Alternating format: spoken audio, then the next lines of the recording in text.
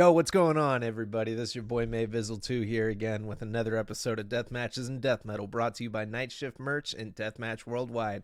Now, today I got a wonderful special guest on here, and it's so crazy because sometimes on this internet shit, I follow other people, and this was the first time that I follow this guy, and turns out he knew who the fuck I was. So it's totally crazy that I got this guy on the show today, Taylor from True Cult Collectibles. It's an absolute pleasure to have you here, my friend. Fuck, man. Hello, how you doing? I'm living the dream, man. I mean, shit, fucking, you're living the dream too. Like it's just fucking awesome to actually have you here. I that's kind of like where I want to start. So I had seen your Instagram a long time ago. I was on there and I saw that you were selling some crazy true crime shit. Um, and it's just fucking, it's such a like cool ass thing to be into because I'm deep into true crime. Like, I love that kind of shit. I listen to fucking 8 hour, 10 hour podcasts. Fucking, I actually got into it from listening to Last Podcast on the Left. That's one of my favorite fucking shows because those guys got like a wicked sense of humor about that kind of shit Mm. too. And just like getting into all of that and listening, to that fucking I wrote that song about Bob Berdella and fucking put that together for the Fluids May Vizzle album. These guys basically just kept saying write the most sickest twisted shit you could think of. And I had just listened to a whole fucking, podcast on that, and I said I want to make the most accurate fucking song that I could do about this dude and like put it from his perspective. And seeing somebody that like you know dabbles in this kind of shit, like your shit about it. Of course, you have to because you have to know your product. It was kind of an honor that you you were like, yeah, that shit was tight and you liked it. And fuck, dude, like, what? How did that get into your hands? Like, hearing that shit. That um it was like just a kind of a fluke. It just showed up. I mean, it I think I caught it um on the Fluids Spotify. The album just came up and I was like, what is this? This is like a little uh not what I was expecting, right? And went through it the whole thing and I was like, okay, this is actually like ridiculous. It's like a in my head I was like, oh, this is like a porno grind rap album. It's like if you could actually hear what these guys are singing about, um, which I love because I love the like over the top like humorous kind of tongue in cheek bullshit lyricism of like porno grind or grindcore or even death metal to an extent. I was like, okay, this is really cool. This is really neat. And then that Berdella song obviously stuck out because that was like true crime related, and it seems like no matter what I'm doing, I can't avoid true crime anywhere in anything, right? It's anywhere I go, any person I talk to, it comes up now. So that was neat. And then, yeah, I listened to the album a ton of times. And, a few months later now, you went on live and I was just in the office working and saw that. And I went on and immediately you were like, oh, I know this guy. And I was like, oh, I know you too, I guess. I mean, I follow you on here. Um, which was unexpected for me because it's, one of those things where it's like a weird disconnect. Like there's not really a close association, but that small link kind of drew it together. And then yeah, talked to you for a second on there, and then here we are. Yeah, man, that's fucking crazy, man. Like, it's so about that song too. I mean, because like Berdella, and the way that the guys described it on the podcast, they're like, that's like when you scratch past the surface of like the big dudes, the big serial killers and shit. He was like kind of more in that fucking realm of like like when you're more into that kind of shit, he's like past the surface. It's almost like Yeah, for sure. that subset of like fucking, okay, these guys did some really weird kind of shit, and then they Yeah, fucking like that story is just really weird and unsettling kind of. It's like I don't see them making like a Hollywood movie or like a Netflix series about that. I mean, you never know nowadays, but I think it's kind of too dark, for that kind of shit. Like there's nothing really like I think that Hollywood could like do to glorify it like they did with like the Dahmer series. Yeah, I mean it's like you're saying, it's one of those like kind of like second tier cases where not a lot of people know about it, but it's got, a wild amount of victims, a wild amount of like crazy stuff that he did. Um, Even outside of like the serial killing, his life was insane, and the stuff that guy did was absolutely wild. But um, there's only been a couple of documentaries. There was one that was like a trauma film. It's like half documentary, half reenactment, and there's one that's just like a factual documentary, but they haven't done any real like big project on him. There's obviously some books and stuff, some paperbacks, but yeah, his case is um, kind of like lesser known. Um, but there is, it dips into my world a bit because obviously we talked about this for a second a little while ago, but years ago, his estate was sold. All the items from his house were sold, and then went to one collector and then a different collector, and now it's been split up to a few people. I have had a few things. I don't have any right now, but yeah, there's like a big market of his stuff out there. I was in Italy a couple of months ago for a true crime exhibition, um, and they had a few original paintings, and they were waiting for one of his saws to get through customs that was going to be on display there. It was a table saw that belonged to him in the police evidence bag and everything. Uh, Ugh, that's yeah, so fucking it all nuts. connects back. Mhm. Now, I wanted to ask you about that too. Do you like? Because I asked this question, and I mean the news is out there now. I'm the vocalist of Fluids for everybody that hasn't seen it on Instagram. Um, but it's funny because like when I first got into that band, they have like real life samples on their shit. And one of the questions that I asked before I, really, I mean, I was a big fan of them. I listened to them a lot, and it was hard to kind of listen to that shit and get over it. But I was always thinking about like, the karmic weight. Like that was something that I kind of like philosophically thought about when I, first started listening to that kind of shit. And then now I'm to the point where I feel like I'm conditioned to, okay, it doesn't like phase me or anymore like it used to, from constant exposure and, just that kind of shit. And I kind of get like what they're going at now, that I'm working with them. But how do you feel, like with some of these items, that you get in your possession, and then like you just said, they had the dude's table saw there.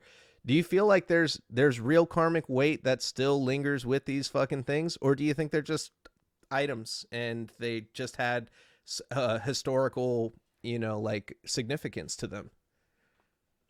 I mean, there's a lot of controversy around this stuff. Obviously, for me personally, I don't really feel like certain things are like heavier than others or hold more like weight as a dark item than others. I kind of just look at everything objectively and like in a neutral viewpoint of, oh, this is all like historical items, so to say, whether it's like physical relics or like documents or media, photographs and videos, so I try and look at it from like a historical kind of archival perspective.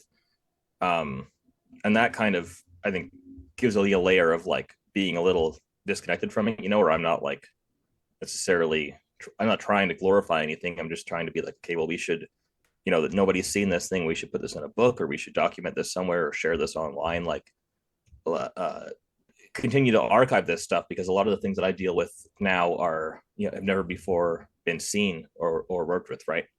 When it comes to like the physical items, it's the same kind of thing. Like, it's important to have those things and learn from them. Um, but I personally never have had any weird like heaviness with stuff.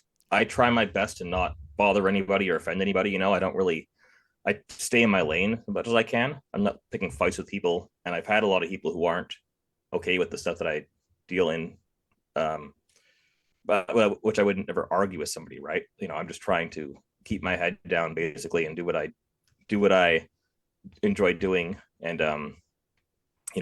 do work that I think is positive with a dark subject, in regards to kind of archiving stuff. Um, yeah, I mean, it has its share of controversy, but I try and just do my best to keep that on the down low as much as possible, and just not be um, not be like a abrasive character getting in anyone's way or causing any distress to anybody. Yeah. Okay. Yeah. I like that. I respect that, and I didn't even think about that, the taboo that, surrounds some of these things. It makes people, I didn't even think that people would be upset. Well, I would assume, but I didn't know like that shit really goes down. Like people like what they're like pissed off at you. You get like angry emails and shit like that kind of stuff. Yeah, I've had some, most people in person think it's kind of interesting and it isn't really an issue. Yeah, Emails, quite often is the case. I'll get emails and messages from people who are upset about something specific, or people who say, well, this case specifically bothers me, so I don't think you should have this stuff or sell it or whatever. Um, and which, I get. I don't really um engage with people because I'm not trying to convince somebody it's okay to do this or not okay to do that, right? It's somebody has an issue with it, that's fine. I'm not I don't do any advertising, I don't do any promotion, so I'm not going to be really showing up in people's faces unless they're sort of looking this stuff out. yeah, Even with interviews, right? I don't really do much stuff, but this is kind of on brand for everything here, so this is not really an issue. But yeah, I just try and avoid it as much as possible and not argue with people because there isn't a point. I'm not going to ever convince somebody like of the merits of doing this kind of thing. And nobody's going to convince me, oh, you shouldn't be doing this for whatever reason, because I have my own moral compass when it comes to this stuff. yeah. I think it's cool, man. I mean, you go to like fucking, like other countries and shit, like in Europe, and they got like fucking like Vlad the Impaler's like fucking cock ring and shit like that, like in museums. You know what I mean? Like they got all that Yeah. kind of shit, and it's like there, and people like, oh, I went and saw the torture chambers, and I went and saw. It's like, Mm-hmm. dude, this is the same shit. It's just a different era, and I think it having that significance, there's gonna be collectors that want to have this shit in their personal collections, and Mm-hmm. fucking there has to be that kind of middleman and someone who's passionate about this kind of shit to do it. Mm-hmm. If I were to get something, I want it to be curated by somebody who knows what the fuck they're talking about. You know? Yeah, well, I mean, when it comes to collectors, at least, like, that's the thing, is people want to have some credibility behind it. But when it comes to like my drive behind it, it's that at first I was just collecting stuff, and um it was like, oh, this is kind of neat, let me get a piece from each big name, and then it sort of steamrolled and caught momentum, and I was getting more stuff, and had things to trade and sell and sort of networking, and then it massed so much that I had to make the site for it because I wanted to get rid of some things that I didn't want to collect anymore. And then in doing that, I've had so many people reach out to the point where I've had like I've purchased collections with like unseen legal documents and psychiatric documents, crime scene photos that nobody's seen before, like tons of original media, home videos and audio and recordings and all this like documentary, I guess, grade materials on tons of different true crime cases and cults. So for me now, the big kind of drive behind it is that I'm, dealing in the everyday buying and selling collections, and then sort of waiting for those collections that have that big historical value, so I can scan everything and archive it, and either publish things on books on Amazon of documents that haven't been released before, or compile make compilations of different letters. So I have like, folders of like hundreds of letters from this serial killer to that serial killer. So we're seeing all this information that they told like a personal friend, not a lawyer or somebody in prison, getting a different side of it. And I think there's a lot of historical value in archiving that stuff. Out of all these items, what do you think has been the most mundane item that sold to a buyer? Like that you've Most ever Monday, come across? Yeah, most mundane item. Like this like a boring fucking thing. Taco Bell receipt from Gacy or some Oh shit. You know yeah, what I mean? yeah. Like, There's a lot of stuff like that. There's a lot of stuff like that. I mean, I'm doing this like 4 or 5 years full time now, so it's I don't have a backlog of every single thing, but I mean, even right now, I've got a bunch of pencil crayons that Herbert Mullen, the serial killer from California, that he used in prison. I've got, I end up all the time with hair clippings and fingernails because yeah, people will write to get that mail back to them. I know it's not something I put on the site really, because for me, it's kind of like, I don't want to say lowbrow, but there isn't an interest in that kind of stuff for me. yeah, But when it comes to people collecting, tons of people collect like fingernail clippings or hair from a serial killer, or there's people will visit with Charles Manson and have like a used paper plate that he had in the visiting room, yeah. or like you were saying, a Gacy Taco Bell receipt. Like there's a ton of stuff out there like that. With some cases, that's all you can really get. You know, like these guys weren't in prison long before they died, or they didn't write many people, or they didn't do any art or leave anything around. So you just have these little bits and pieces from a case. Whereas some guys, you have, you know, Gacy, for instance, he published like 3 or 4 books in prison. He did like hundreds of paintings you could buy through comic books. Like there's just tons of stuff out there for him. And on the opposite end, what's the wildest shit that you were like, holy shit, I never thought I'd get this in my hands Oh, that you were able to acquire? I mean, the number one that's here right now, I have Jeffrey Dahmer's urn with like a little bit of ashes in the Oh, bag you inside of got it. that? Yeah, yeah, that's like probably the kind of the biggest one that's sort of come through the collection. It's you know, probably not selling anytime soon. It's just kind of sitting around here, not sure what to do with it. It's definitely like a museum worthy sort of piece, but um, yeah, it's that's one that's like, you know, one of a kind, super unique. You'd never think it is even around or available for people. Um, I mean, the Dahmer collection specifically, there wasn't really anything on the market, and then I came into this big collection. Um, was able to bring stuff out there, but before that, there was nothing from him. Uh, Yeah. and I've been dealing with that for like 2 or 3 years now, which is cool. But I also like I kind of have come to be know the Dahmer guy more than anything else, and I'm trying to branch out from that name a little bit, right? So there, you know, there's tons of other cool stuff that you know, stuff from Jonestown, like out of Guyana specifically, that's been like was sent to America at some time and saved from like the 70s as paperwork from Guyana and stuff. Like those kind of things are really heavy hitters for me. The things that are these really unique or like far away cases that just get little pieces and bits of. Yeah, that shit's crazy, man. That's fucking nuts. Yeah, there's so many different fucking cases. I could sit here and just go down a whole list and be like, have you touched this? Have you Mm-hmm. ever, like dabbled Oh in yeah. that? But like as far as like different what was it that got you into true crime? Like what was your gateway to that shit?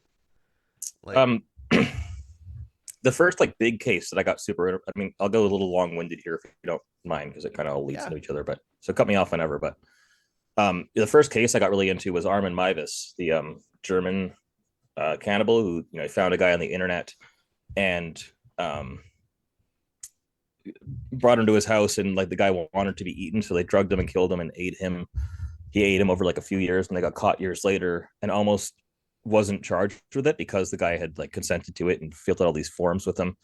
Um, that case was like the first big one because Ramstein had a song about it, and I was super into Ramstein in high school, and then got really into that case, and then that was like right at the peak of like my like rotten.com orgish era, you know, getting into like that dark wormhole in the web that most people at that age get into, I think, or a lot of people at least. Yeah. So anyway, from that, it kind of, you know, I got really obsessed with Jonestown a little while later for years and years and years. And that's how I started collecting, was that I got, you know, all the books I could get on Jonestown, all the documentaries. And then when I kind of ran out of that stuff to look for, I started getting newspapers. And when that dried up, I was like, okay, well, now I'm going to look for like actual artifacts and relics, you know, paperwork from, they've been around for ages. They must have like a trail of things everywhere, right? And ended up getting things like, you know, stationery from the People's Temple in San Francisco, and then their album they put out a gospel album, Oh so getting a shit. copy of that, and then yeah, just kind of, you know, looking deeper and deeper uh beyond the kind of surface level true crime stuff, right? You know, the paperbacks or the documentaries, into like the I guess murderabilia world, the collecting world, and yeah, that spun into called Collectibles out of the website. Like I wasn't intending on doing this professionally, but I I had an eBay store selling vintage stuff, and then I got some listings taken down, some OJ Simpson kind of novelty stuff, some Pogs actually. And because that was my full time job, I was like, okay, I don't want to lose my eBay store, so I started a called Collectibles site to sort of just network, and then it blew up, and I had to stop doing anything with eBay and just focus on this because I'm dealing with so many items coming through this now. Yeah, you're like I don't need to be the middleman no more. I'm gonna be the supplier. Like you just Yeah, straight or up try to at fucking least. made your own site. Dude, that I like that. That's a fucking that's a true American story right there, you know? Like You got your Yeah. bootstraps up. You're like, I'm not gonna get shut down by lame ass eBay. eBay fucked with me Mhm. one time. I'm gonna tell you this. I bought a couple years back because I used to scalp those fucking. I used to scalp video game consoles and like random shit. Yeah. And I was a scalper. I'll admit it. I used to camp out there. I put in hard work. I'd freeze my ass off camping out there to buy this Yeah. shit. One night I went out there to get one of those Nintendo classics, and I Mhm. got the shit, and I put box only, and then I just put a fucking I think it was like a $0 starting bid, and fucking Mhm. that shit went up to $200, and it sold, Yeah. and I put box only in big caps, Yeah. and then Yeah. fucking yeah, I fucking went to go ship it, and then the person complained to eBay and said I was Mhm. misled. I thought this was a console because they didn't read the description, and Mhm. then eBay shut me down. Yeah, eBay used to be very, even with the true crime stuff, like the whole market for it was on eBay originally. And then they sort of, at a certain point, they started siding a lot more with buyers over sellers on a lot of things, which is kind of why I was trying to get out of it anyway. I wasn't, happy with a lot of policies and stuff and the fees. And then, yeah, getting the account kind of like flagged. I was like, okay, if I just do my own separate thing, like there's no legal issue here. It's just based on their personal morality policies. And it's sort of scattershot, because I'm sure that, in that case with you, I'm sure other people did the same thing and it wasn't an issue. In my case, I had other true crime related things that weren't an issue. And it's like, even now, there's so much true crime stuff on there. Um, it doesn't get flagged and it's just totally kind of random what they flag or not. Right. But yeah, it's kind of like you were saying, the whole like, American story of making your own thing and doing it yourself. Like, You're in not that I'm Canada. crazy successful, and I mean Canada, yeah, Okay, I'm yeah, close that's to a the border, but yeah, Canadian but story not that it, then. yeah, not that it's like a crazy successful huge thing. It's just like this is it's my full time job and I enjoy it, so I'm figured that out myself and I'm able to be like stable with it. So that's all I care about.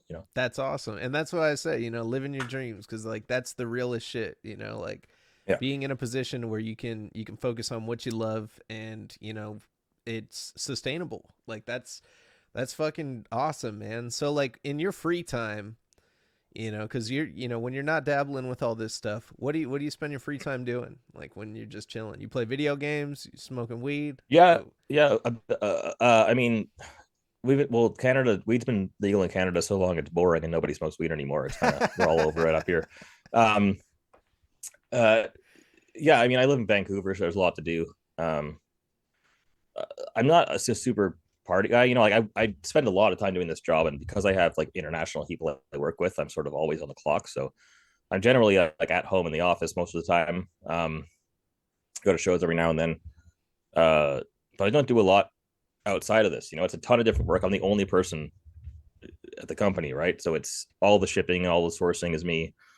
I'm talking to a ton of different people at different times. All the work trips. I went to last month. I went to California for a few days to film a YouTube video with some people that flew me down, and then a week later, I went to Italy for a week to help with this true crime exhibit they were doing out there. Um, so most of my time is in that, but it's also like when I went to Italy, I hung out with my buddy Nico, who I've known for years through this. So it's kind of my socializing and work sort of intertwine a lot, right? Yeah. Um, yeah, I play Resident Evil 4, and that's about it. It's all I do besides from work is play the Resident Evil 4 remake for hundreds of hours. Oh, dude, that's so funny you say that because that's I want to say I'm like in chapter 4 of that shit, and I still need to finish it. But when I was playing, because I played Village last, like that was my last Resident Yeah. Evil game I played, and I get addicted to it. Like I'll start speed running the shit over and over and over again, beating my time, Mm. unlocking all the different shit, trying to get the platinum in it, like, and Yeah. I know that when I'm ready to go back to 4, because I'm trying to play Alan Wake, because everybody's telling me the new Alan Wake's Mm. like really good, but I never played the first Yeah. one. So I got to get through the first Mm. one, and then I'm gonna play the second one. But fucking yeah, dude, like I know when I get back to 4, it's gonna be like that. As soon as I beat it, new game plus, and you just keep going through it. That's a great fucking game. Yeah. I mean, I got a PS5 just for um Resident Evil Village and for the Resident Evil 2 remake. And then I beat those. I beat the Resident Evil 3 remake, and then they announced 4 was coming, and I was like, well, 4 was my favorite game ever. I played it, 100 times on GameCube.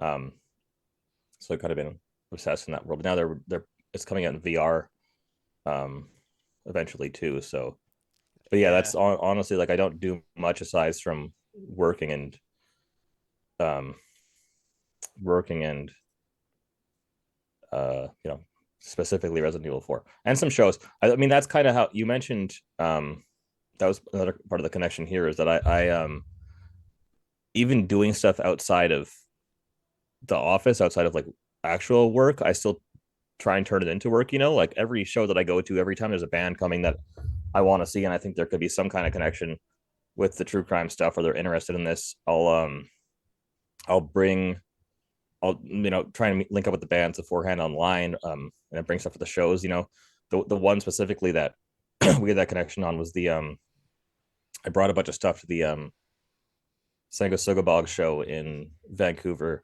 I was Gave gonna them a bunch ask of merch about and that. hung out. Yeah, yeah, we Yeah. hung out. They all took photos in the Dahmer glasses. They Oh, that's performed so a song in the crazy. Dahmer glasses. Yeah, the No, glasses now are. he Yeah, wore him. I got a video. Yeah, That's there's a so song in the crazy. glasses. And now the glasses are in a museum in Italy, which is wild. Like there's a crazy story to go along with them now. Um, but yeah, I did that with that show. I did that with two shows last week. You know, I just it's just I it's kind of like I get to socialize and meet these people and bands that I like, and um go out and do something that's a little bit promotion, more so just like for fun, but at least I can feel like I'm working, because I it's like razor thin everything here, right? The margins on stuff. I'm spent paying out so much money, basically everything I make in buying new stuff, and I have no idea what it's going to sell for because there's not really a lot of comparable pricing for a lot of this stuff, right? The one of a kind things. So it's just a constant like gamble and a constant risk thing. And it's another thing too is like, well, if I'm going to do anything fun or recreational, I need to somehow tie it into work a little bit so I don't feel like I wasted a day and could have been working harder at the office or whatever. Yeah, I feel that, dude. Yeah, same thing with my show. It's like when I'm fucking out there, I'm trying to network a little bit with bands. Like if Mm-hmm. I'm out there at a show, I'm gonna talk to them and be like, hey, you guys want to come on death matches? And Mm-hmm. fucking kind of same exact shit. Just like I'm so busy Yeah. with all the shit that I'm doing, recording projects, and then this shit, and then that I got another Mm-hmm. podcast we're launching tomorrow. So I'm trying to make a network. I want to do this for a living. Like I just want to do this and Yeah. record death metal and fucking survive off of it. If that would be possible, cool. Mm-hmm. But I expect it? Maybe. But yeah, Yeah. dude, like networking sure as fuck though got me started. Like that, like doing the Instagram shit, meeting people at shows, meeting people online, meeting people that Oh, for they sure. know. It's like it really fucking helps, and Mm-hmm. it's like I feel like there is a lot of crossover in death metal and true crime. A lot of people are into Oh, the for sure. Yeah. same shit. Yeah, like Mm-hmm. it's funny too. Like you're looking at gore grind. I mean, fuck, dude, the damn artwork on a lot of gore grind projects are pictures from true crime fucking, cases and shit. Yeah, for sure. Um, yeah, I mean, networking is the only reason any of this works. Um, a lot of the time now people come to me and email me and say, hey, I've got this stuff for sale. But for a long time I had to like literally read through true crime paperbacks or watch documentaries and write down names and make Facebook accounts or make old like classmates accounts to find people's info to um, try and find contact information and say, hey, you've got some connection to this thing. Do you have anything from the case, or do you know anybody else from around then, or are you in touch with anybody who knew the guy? And all these like convoluted routes of just trying to network to like calling record stores in like the lower states to see if they can ship things there that I think they might have in their inventory because some guy lived in the area years ago. A lot of convoluted networking, and yeah, it's the only reason that it's gotten to the point where I'm finding new stuff because people have been doing this kind of the trading, like buying and selling and trading true crime stuff for like 30, 40 years, right? Yeah. There's tons of other people doing it. There's a lot of collectors, there's a few dealers, but a ton of collectors. And I figured by now everything was dried up when I started getting really into it. But yeah, it's just this like deep dive networking is what's found, a ton of stuff. Even like you were saying talking to bands and stuff, like I've had people who are like, oh, I know a guy who has this thing and he collected this stuff, or I've got um There was a guy um who knew what's his name, Killjoy, from Necrophagia. Yeah. um I can't remember the pronunciation, but somebody would like put me in touch with him, the guy who knew him and had things from his old collection. I bought those, and yeah, just networking is everything. It's I spend 80% of my time not making money, just trying to figure out ways to meet people and find stuff, and then 20% is actual business. Yeah, that's cool, man. And it's like you're surrounded in something you love though, so it's like the whole Yeah, time for sure. it's like is it constant like you got to get like a significant amount of fucking a significant amount of like serotonin like hitting you when you hit that big find or when you find that person that fucking can hook you up with some shit, you know what I mean, or like you get that item that you've been like trying to find, like Oh, that for shit. sure. Would you say that's like keeps you driven? Because that's what keeps me doing this shit. Like when you Yeah, messaged me, I was like, oh fuck, dude, I gotta have this guy on the fucking show. You know? yeah. I mean, it's um,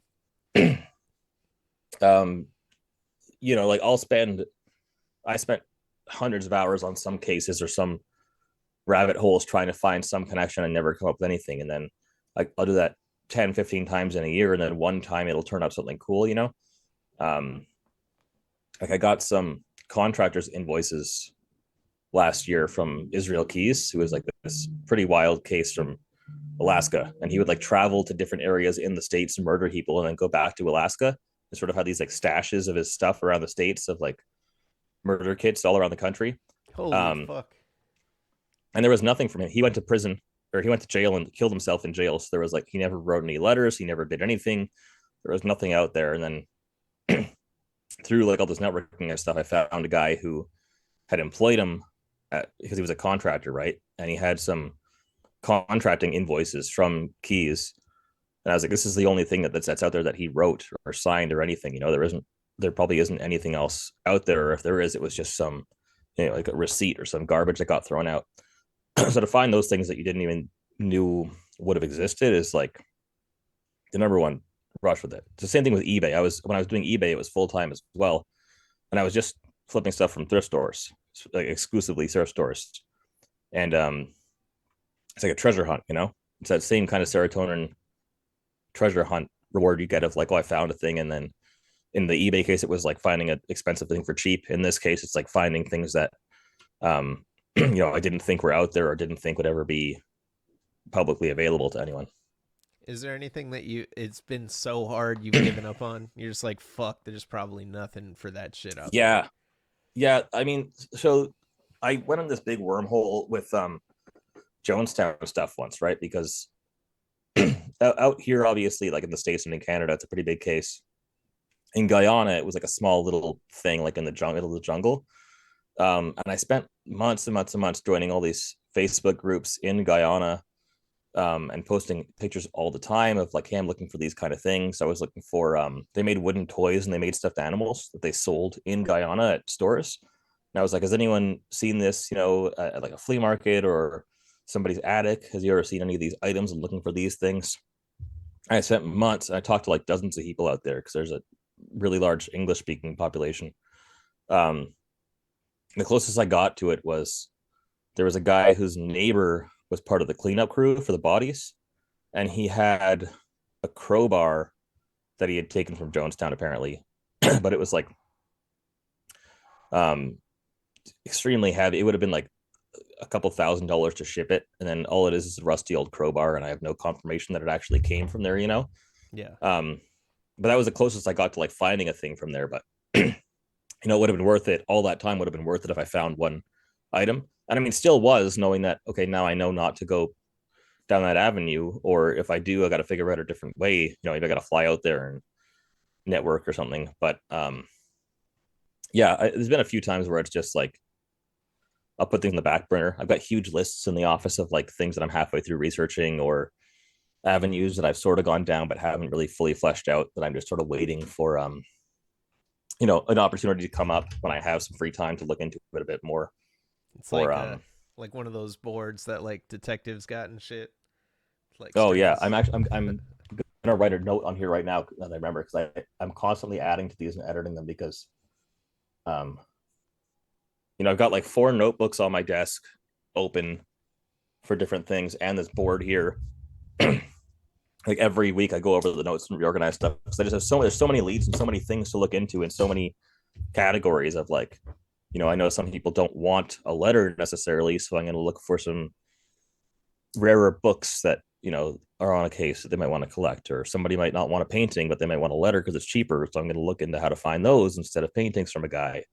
um there's just like a million things to always be doing, and I'm the only person doing all of it, so I sort of, it's a mess, but it works. You ever thought about getting a crew? I'm close to it. I could probably do that, but it's sort of like such a specific thing to train somebody in, you know? Um, there's a lot of, yeah, the insurance things for having an employee. I don't know how that all works. I got to look into that too. But the main thing is that it's so specific, and the clients I have and contacts and the way that I source some things, and the way even my inventory system of how things are sorted here is so specific to just the way I do it, that I think it would be difficult to translate to somebody else. Um, and unless I was like sort of outsourcing certain aspects of it, like outsourcing the packing or outsourcing pulling orders or whatever, for the most part, it goes all right. And I like doing this. Like I work like 7 days a week and take, chunks of time off during the day each day. Um, so it's manageable. It would be a lot more efficient, and I would probably be a lot more productive if I had somebody else doing things. But yeah, it's maybe a couple of years out from actually needing that, as opposed to it being a little helpful. Has anybody ever tried to sell you something bogus? Oh yeah, all the time. Yeah, I get Yeah. people um constantly. So I have a little folder of like fake items that I've say 3 or 4 things that I bought early on when I was collecting, even before I was dealing, where it was just things that were like the price was too good and it's a little too suspect that I can't really confirm whether it's authentic, so I put them aside to like not sell or anything. um like how a bodega has the fake dollar bills on the wall, that kind Yeah. of thing. um but a lot of the stuff is, at this point I know well enough to what's suspect and what isn't, and how to make sure that I'm not getting scammed if I'm paying somebody up front. And um I got a feel for it, and I'm not going to buy this thing unless I can like 100% know that I can put it on the site with like 100% authenticity. And one item on the site that sells for $25, right, that turns out to be fake, could ruin the reputation of everything. So it's not worth it for me to take a risk on something that's a little iffy. um and anything that's like pretty valuable, like AC paintings or like personal artifacts, or just like higher end stuff. um I do a lot of work into the backstory and provenance and authenticity and stuff. Um, yeah, I get emails maybe once a week. I'll have somebody, and I think most of the time it's people who've collected things and don't realize it's fake, or don't realize that it's suspect. And this, hey, I want to sell this for what I paid for, or I bought it years ago. I want to sell it now, and it's just a, an autograph on an index card with no kind of context to it. No postal markings, no anything. Yeah. Um, it's easy to avoid, but I don't think there's any really malicious people out there trying to run scams. It's too niche of a market for people to try and run a scam on somebody who's actively dealing in things. Yeah. Yeah. I mean, I'd figure you'd have, a, a very strong discernment over time too. It's like you kind of get like a feel for it. Like I collect Timex watches, and fucking it's a Mm-hmm. funny thing, to collect because they're cheap as fuck. But I mean, they take a licking and keep on ticking. Timex, give me that Oh yeah. sponsorship one day, baby. I got my expedition on right now. But I try to I when I buy them, like I'll buy shit that, like, there was one watch I was trying to get the other week, and it was like $650 in mint Mm-hmm. condition from like hella different sellers, and then Yeah. I actually found one for like $50. And I was like, Mm-hmm. okay, is this a fake Timex? I was so scared, and then when I got it, it was so beat up. I was like, okay, it's the condition. And Yeah. it's Yeah. funny cuz you really can't get a Timex fixed because watch repair places won't take them because they're so Yeah. cheap. They only take Yeah, for Rolexes sure. and high-end shit. So, Mm-hmm. but yeah, it's Yeah, I like mean, have I feel like I've gotten Oh, that sorry. over time of, just getting ones that are legit and, you know. Yeah, I mean, having experience, like I was doing, um, I was when I was doing eBay stuff, I was doing tons of like vintage video games and trading cards and vintage T-shirts, band shirts, and stuff. And all that stuff is like ripe with counterfeits, and it's you got to know what you're doing with a lot of it. Watches as well, especially higher end stuff is a big one, or vintage jewelry. Like it's all stuff you need to be aware of. It's in shoes, even shoes is huge right now for that. It's the same thing with this, but I like, why would somebody go to the effort to fake something worth $100 when they could spend half the effort and half the money and fake something worth $10,000, right? Like there's just different ways to grift people. And weirdly enough, the things I get asked about the most for authenticity, if people are very paranoid about how can I know this is real, I want to know it's real, it'll be like $10 or $15 letters from some guy who's still in prison who you could still write to now, right? Yeah. I'll buy collections sometimes with like 100 letters from a guy just so I have the name on the site. And he will make a big stink about like, how do I know this is real? I want to make sure it's authentic. Can you make me a certificate? And can you give me the backstory and stuff? And usually I'll just say like, it's not, I can't make a certificate for a $10 item. It's not worth the time really for a small sale like that. But then when it comes to bigger items, expensive things, people really are just confident in it, I think, because of the reputation of the site. They're like, oh, I'm not going to be spending this much money on this item. This person's put the work in to obviously know it's real, right? Yeah. And that's kind of what you're paying for too. You put the work into it, Yeah. It's like Yeah. that's that labor charge, cuz No, for sure. that shit doesn't come easy, man. That's crazy. Yeah. So, do you believe in I got to ask you this. Believe in aliens? Oh yeah, 100% for sure. Yeah. Do you think Thousand there's percent. there's any physical proof or anything on this earth of them that Uh, you know, would you I be able think to get me some alien shit? I mean I got a lot of books on aliens, extraterrestrials, and stuff. I've had some yeah, you know what? Let me show you something right now that's kind of cool that I just got. Um, I have one box here of like paranormal UFO alien things. No way. Um, yeah, I mean, obviously Heaven's Gate has some connections to alien stuff, but this box specifically, it's all like if I find like cool paranormal books or rare UFO books, I'll pick them up in thrift stores and stuff. I got this collection of tapes from a guy. These are all not very cool to look at, but they're all like audio recordings of Art Bell interviews Yeah. from the 90s from his Coast to Coast. Oh, So dude, I there's, love yeah, Coast this to one, Coast. I used to Art pull Bell up on this interviews. mountain. I used to get so stoned super late at night up in my I had an Isuzu Trooper and I'd pull up on the top of this fucking mountain and get ripped and just look at the stars while listening to Art Bell tripping the fuck out like I'm about to see some shit tonight. Yeah, no, it's classic. It's classic. Like the this one has an interview with a guy about aliens captured in Brazil, and the persons who handled the aliens died 2 weeks later from an Ebola type symptom. Um, this is an interview with Bob Lazar and Art Bell.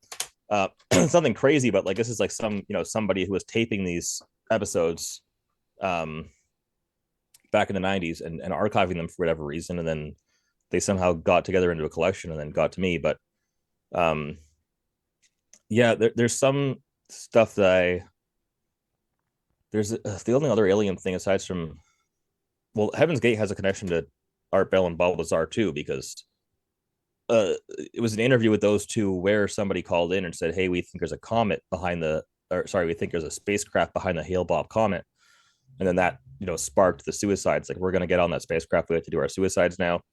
Um, the only other kind of closer alien or interesting alien thing is that there was an episode of the rebooted Unsolved Mysteries on Netflix. Yeah. And there was this alien abduction episode where it was like three different kids that all got abducted at the same time, had the same story, but didn't know each other and lived in different parts of town. And one of the guy did a bunch of paintings of like that experience. And I tried to buy some of his paintings, and it was a little weird. It didn't go anywhere. Yeah. But even that kind of like outsider artist or like eccentric kind of weirdo stuff, I look into, like stuff like Anton LaVey or Gigi Allen, or even like Tiny Tim, or just like weird kind of these eccentric kind of people or like outsider artists. I touch on a bit because that's my personal interest and stuff, right? It's never a big seller or anything, but I think it's neat. Yeah, Yeah, the paranormal stuff and the alien stuff goes into that dude. for sure. What do you know about Daniel Johnston? Daniel Johnson, Yeah. he's more of like a legitimate musician who's just a weirdo. Like that's the thing. He Daniel Johnson is like he's I think he's done some drawings and stuff, but they're super expensive. One that I never dealt with anything from him. I've been trying to get some Wesley Willis art forever because Who's he that? did like he was a guy. He had like a huge callus on his forehead from headbutting his fans. He sang rock and roll McDonald's and suck a cheetah's dick and Oh all yeah, these like yeah. I know that guy. ridiculous. Yeah, and he did all these like really crazy like drawings, really cool drawings of like scenes from like the bus. They ride the bus all day long, and it was all scenes of Chicago. Oh Um, shit. but they sell for like thousands and thousands and thousands of dollars. It's not like just weird eccentric guy stuff. It's like really Yeah, like become collectible art now. yeah. You're looking at like Um, $2,800. Fucking yeah, yeah, which is holy shit. which is they're really cool. But yeah, that's one where it's like I would be buying it for myself. I don't think there's really buyers for it. He's a pretty Um, good fucking artist, man. yeah, they're really He got cool. the They're really like neat fisheye drawings. lens like Yeah, type yeah. shit that he's drawing there. That's No, they're crazy. cool.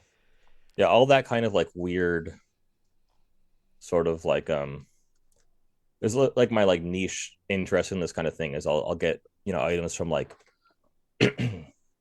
from like disasters or um freak accidents or weird events, or just weird TV shows. What do you I think had some. about that? Like when disasters happen and shit like that. I don't know if it still happens nowadays, but back in the day, I heard there was that crazy motherfucker that blew that whole school up and blew himself up and shit in a truck or whatever. I forgot who the Yeah, yeah. guy was, but fucking they Mhm. said that people flocked to that town the fucking week after to grab pieces Mhm. of the fucking rubble and shit. This had to be in like the fucking 50s. I think it was like 40s or Yeah, 50s when this shit happened. I forgot who it was, but yeah, like what yeah. do you That I mean, think that happens about all the that? time with this stuff. I Yeah. mean, so like I've got even the Donner Party that happened with them. The cabin the Donner Party was in got demolished, and then people were selling these little glass vials, these little glass vials of like wood chips from the cabins, with a little tag on it saying it's from the Donner Party. It became like a collectible thing. Even before that, like when they would hang people, they would sell pieces of the noose to people as like collectibles, and it was a huge thing.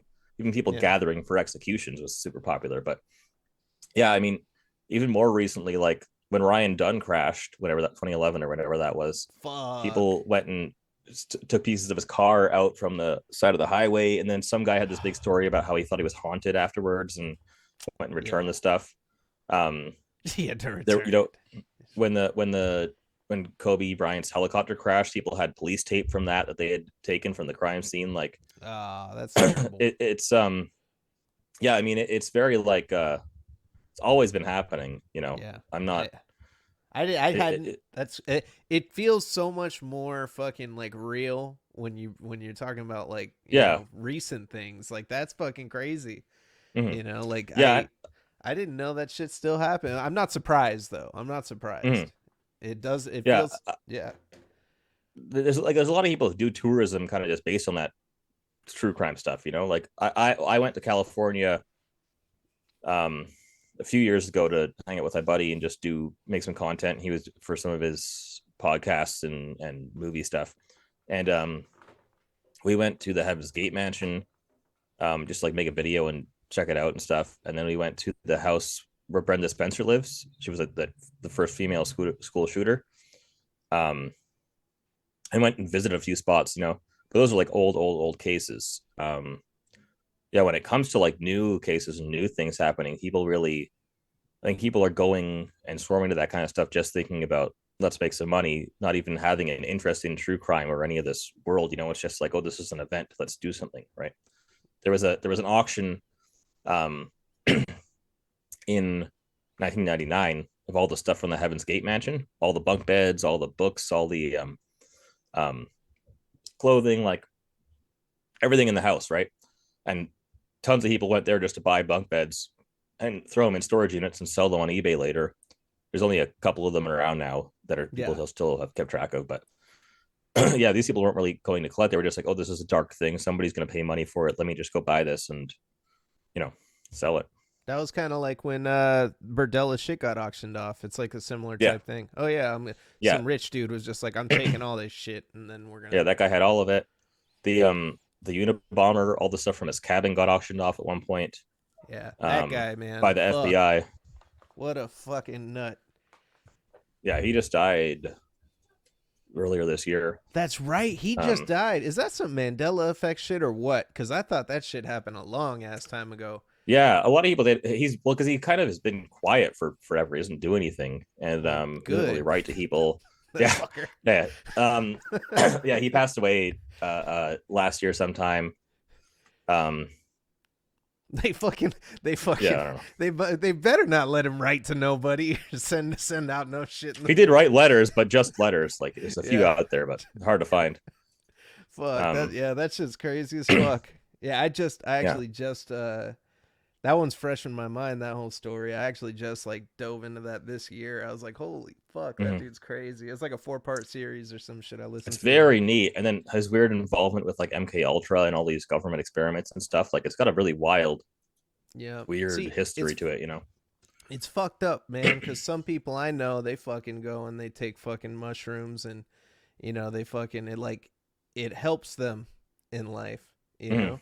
And then fucking I guess the shit that they were doing back then to people, it's like it wasn't that great. It wasn't no. He could Yeah, have been Steve Jobs, Like didn't Steve yeah. Jobs Oh, like take he's some acid genius. and made a Yeah. fucking? He said, you know what, I'm gonna make a fucking iPhone. It's like Mhm. if only he would have made something productive other than fucking horrible things, that Yeah, horrible yeah. packages.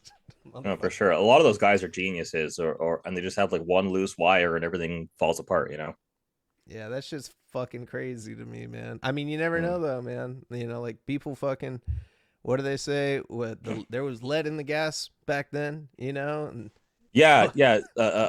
A lot lead and mercury apparently heavy metal poisonings have made a lot of people. That's why they think there's a big boom of serial killers in the 70s. And I don't know too much about it, but I've heard this theory a few times that it sort of led to a lot of increase in violent crime.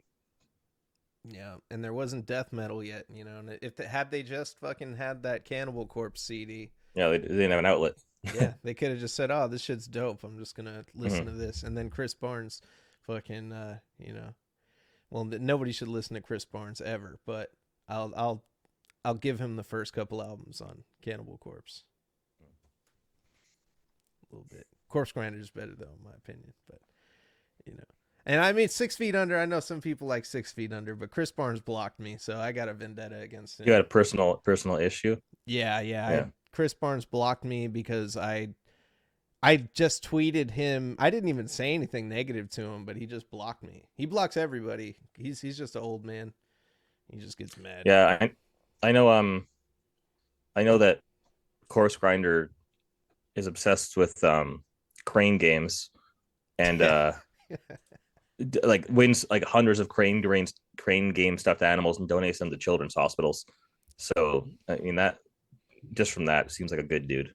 He does, yeah, man. They did a whole a whole video on him on I think it was Metal Injection or it Mm-hmm. was Decibel, but he fucking goes to like Target and he's just buying Legos and he's like, I go to Target every time I'm in a new city, I go to the Target and buy the clearance toys and Legos. And it's like, fuck, Mm-hmm. dude, that's me if I was in a successful band. Like that's just what I would want to do, you know. Mm-hmm.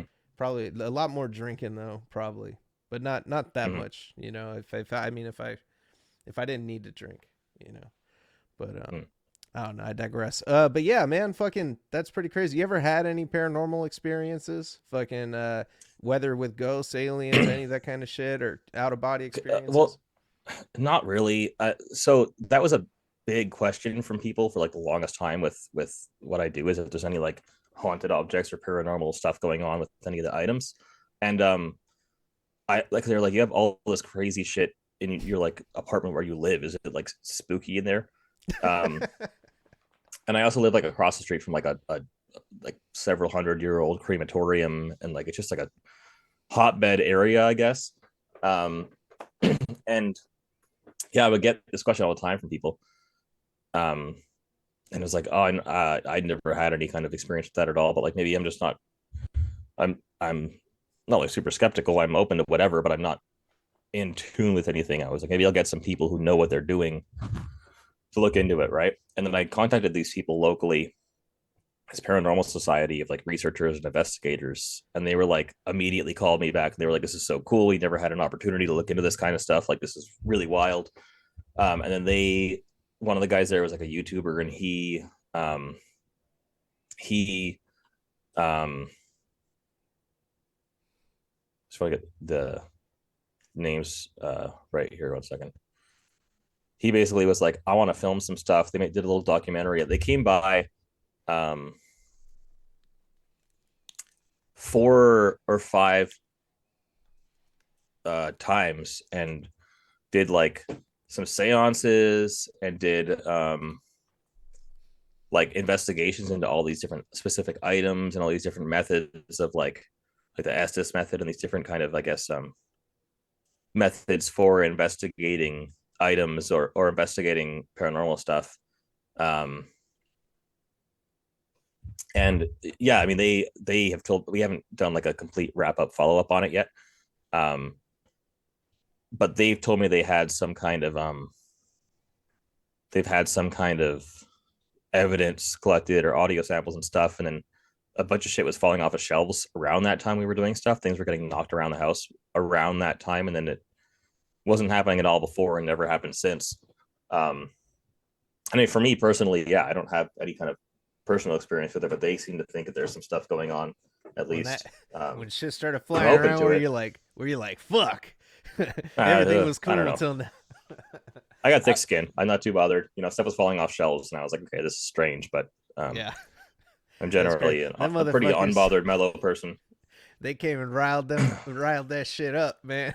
Yeah, yeah, that's what I was thinking. That's it seemed like maybe I brought this on myself to an extent, but yeah, it was never really anything serious. There's some stuff falling over, and then they, said they recorded some evidence and had some stuff, and so I'm waiting to get back in touch with them and hear more on all that, see all the findings. But it's all people volunteering and doing this in their own time, so it's their hobby, right? They can't be listening to like hundreds of hours of audio all day long every single day. I'm sure it takes a while to get through it all. Yeah, that was like the number one thing I got asked from people for the longest time, was like, aside from like, where do you find this stuff? It's like, is this stuff haunted, and um, or anything that's like specifically more haunted or whatever? And it's just, either I'm desensitized or it's not really an issue.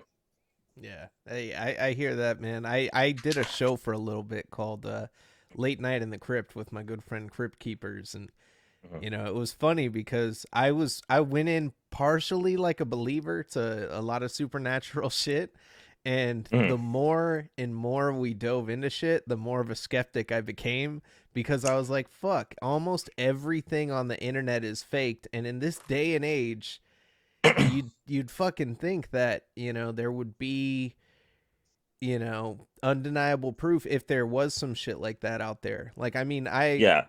there's what were we talking about? Like, we found a bunch of strange explanations for certain shit.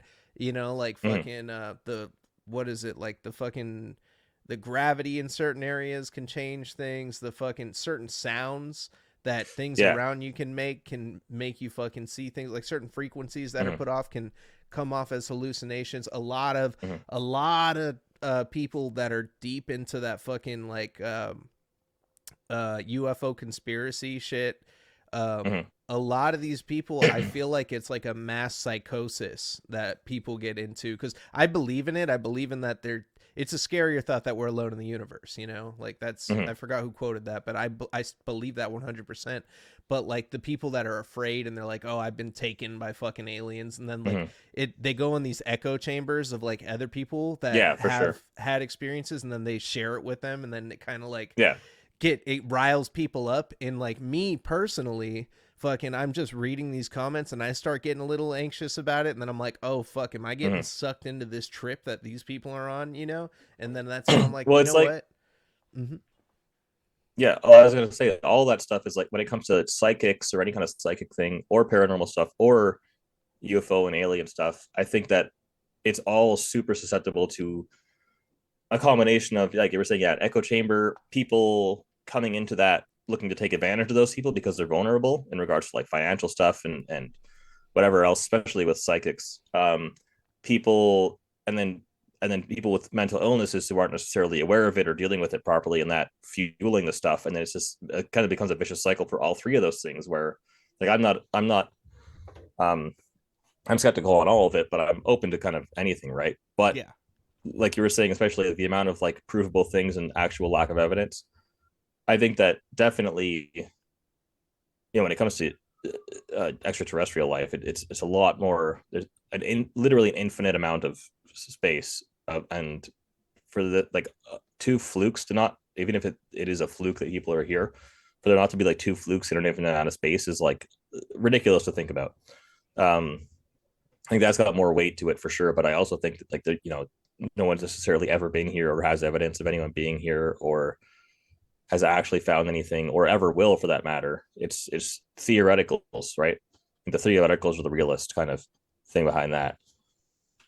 Yeah, and it leads me to believe, like, even if I were to firsthand have an experience like that, if I were the only person to have that experience and I don't have any concrete proof or evidence of it, I would be even skeptical about my own experience, Yeah, because it's like, and I feel like that's the mindset a lot of people should have, because, like, for example, there for was sure. this, like, one person I was talking to one time. They're like, oh yeah, I started watching these YouTube videos and fucking about Illuminati. Like, they were getting into like basic conspiracy shit, right? And they're reading Mm-hmm. about this, and they got all scared, and they said, yeah, I went to sleep and fucking woke up in the middle of the night with a demon on my chest. And I'm like, yeah, so you had fucking what's it called, whatever that Sleep shit is. paralysis. Yeah, sleep paralysis. Yeah, I was like, Yeah, you had that, and it scared you, and then fucking it's deepening your beliefs in what you think is true, yeah. and it causes you to latch onto it. Like, what's his name? I have the fucking book over here by Carl Sagan. Um, the Demon Haunted World: Science as a Light in the Dark. And what he Mm-hmm. says is that, as time goes on and society progresses, we're gonna be going back. We're gonna be like going backwards in the sense of pseudoscience and like the type of shit that people believe in because of Mm-hmm. people grifting on them. And he's like, it doesn't, as we have more and more technology and more communication, there's going to be so much more information. It's going to be just like back in the days when people were clutching onto their crystals and shit like that to fucking fix shit. And it's like, Mm-hmm. yeah, like that's, I kind of feel like that is where we're at right now. I mean, you look at fucking the last couple years, and like, I'm not trying to say I know the answers to everything, but I feel like, people seem to irrationally or very emotionally jump to fucking specific fucking beliefs. And you know Mm-hmm. yeah, dude, like you said, it's like sometimes it's people taking advantage of other people to do that. But like, i'll never I will never side with somebody, or I'll always be skeptical of somebody who has extreme beliefs about shit too. Yeah, You know? yeah, for sure. That's why I try and like in every aspect of my life be open to everything, but also not jump onto somebody's thought process necessarily. Just like, okay, that could be the case, but who actually knows? There's probably smarter people who looked into this more than you and have more experience and information on it. Uh, and that's the person I'm gonna, I guess, side with if it were to come to it. Yeah, yeah. Carl Sagan needs to come back to life. You should Yeah, he get knows a some. bit. Carl Sagan, Neil deGrasse Tyson. There's some guys who seem to know their shit pretty well. I'm not Yeah, gonna be questioning it that much. yeah, man. I fuck tough with those guys. So as Mm. far as death metal goes, what are you listening to right now? Like, what was your top album of 2023? You got a top 5 albums, or if you want to give me a top Let's see. three? however you want to break it down. Um, It's that time of year, and let's, I, it's a fresh topic. yeah. Well, first of all, it's, um, yeah, like I'm literally trying to think of album. The last one that I brought up, where I was like, oh yeah, this was this year was 2 fucking years ago because my sense of time is so, um, uh, off, right? Um,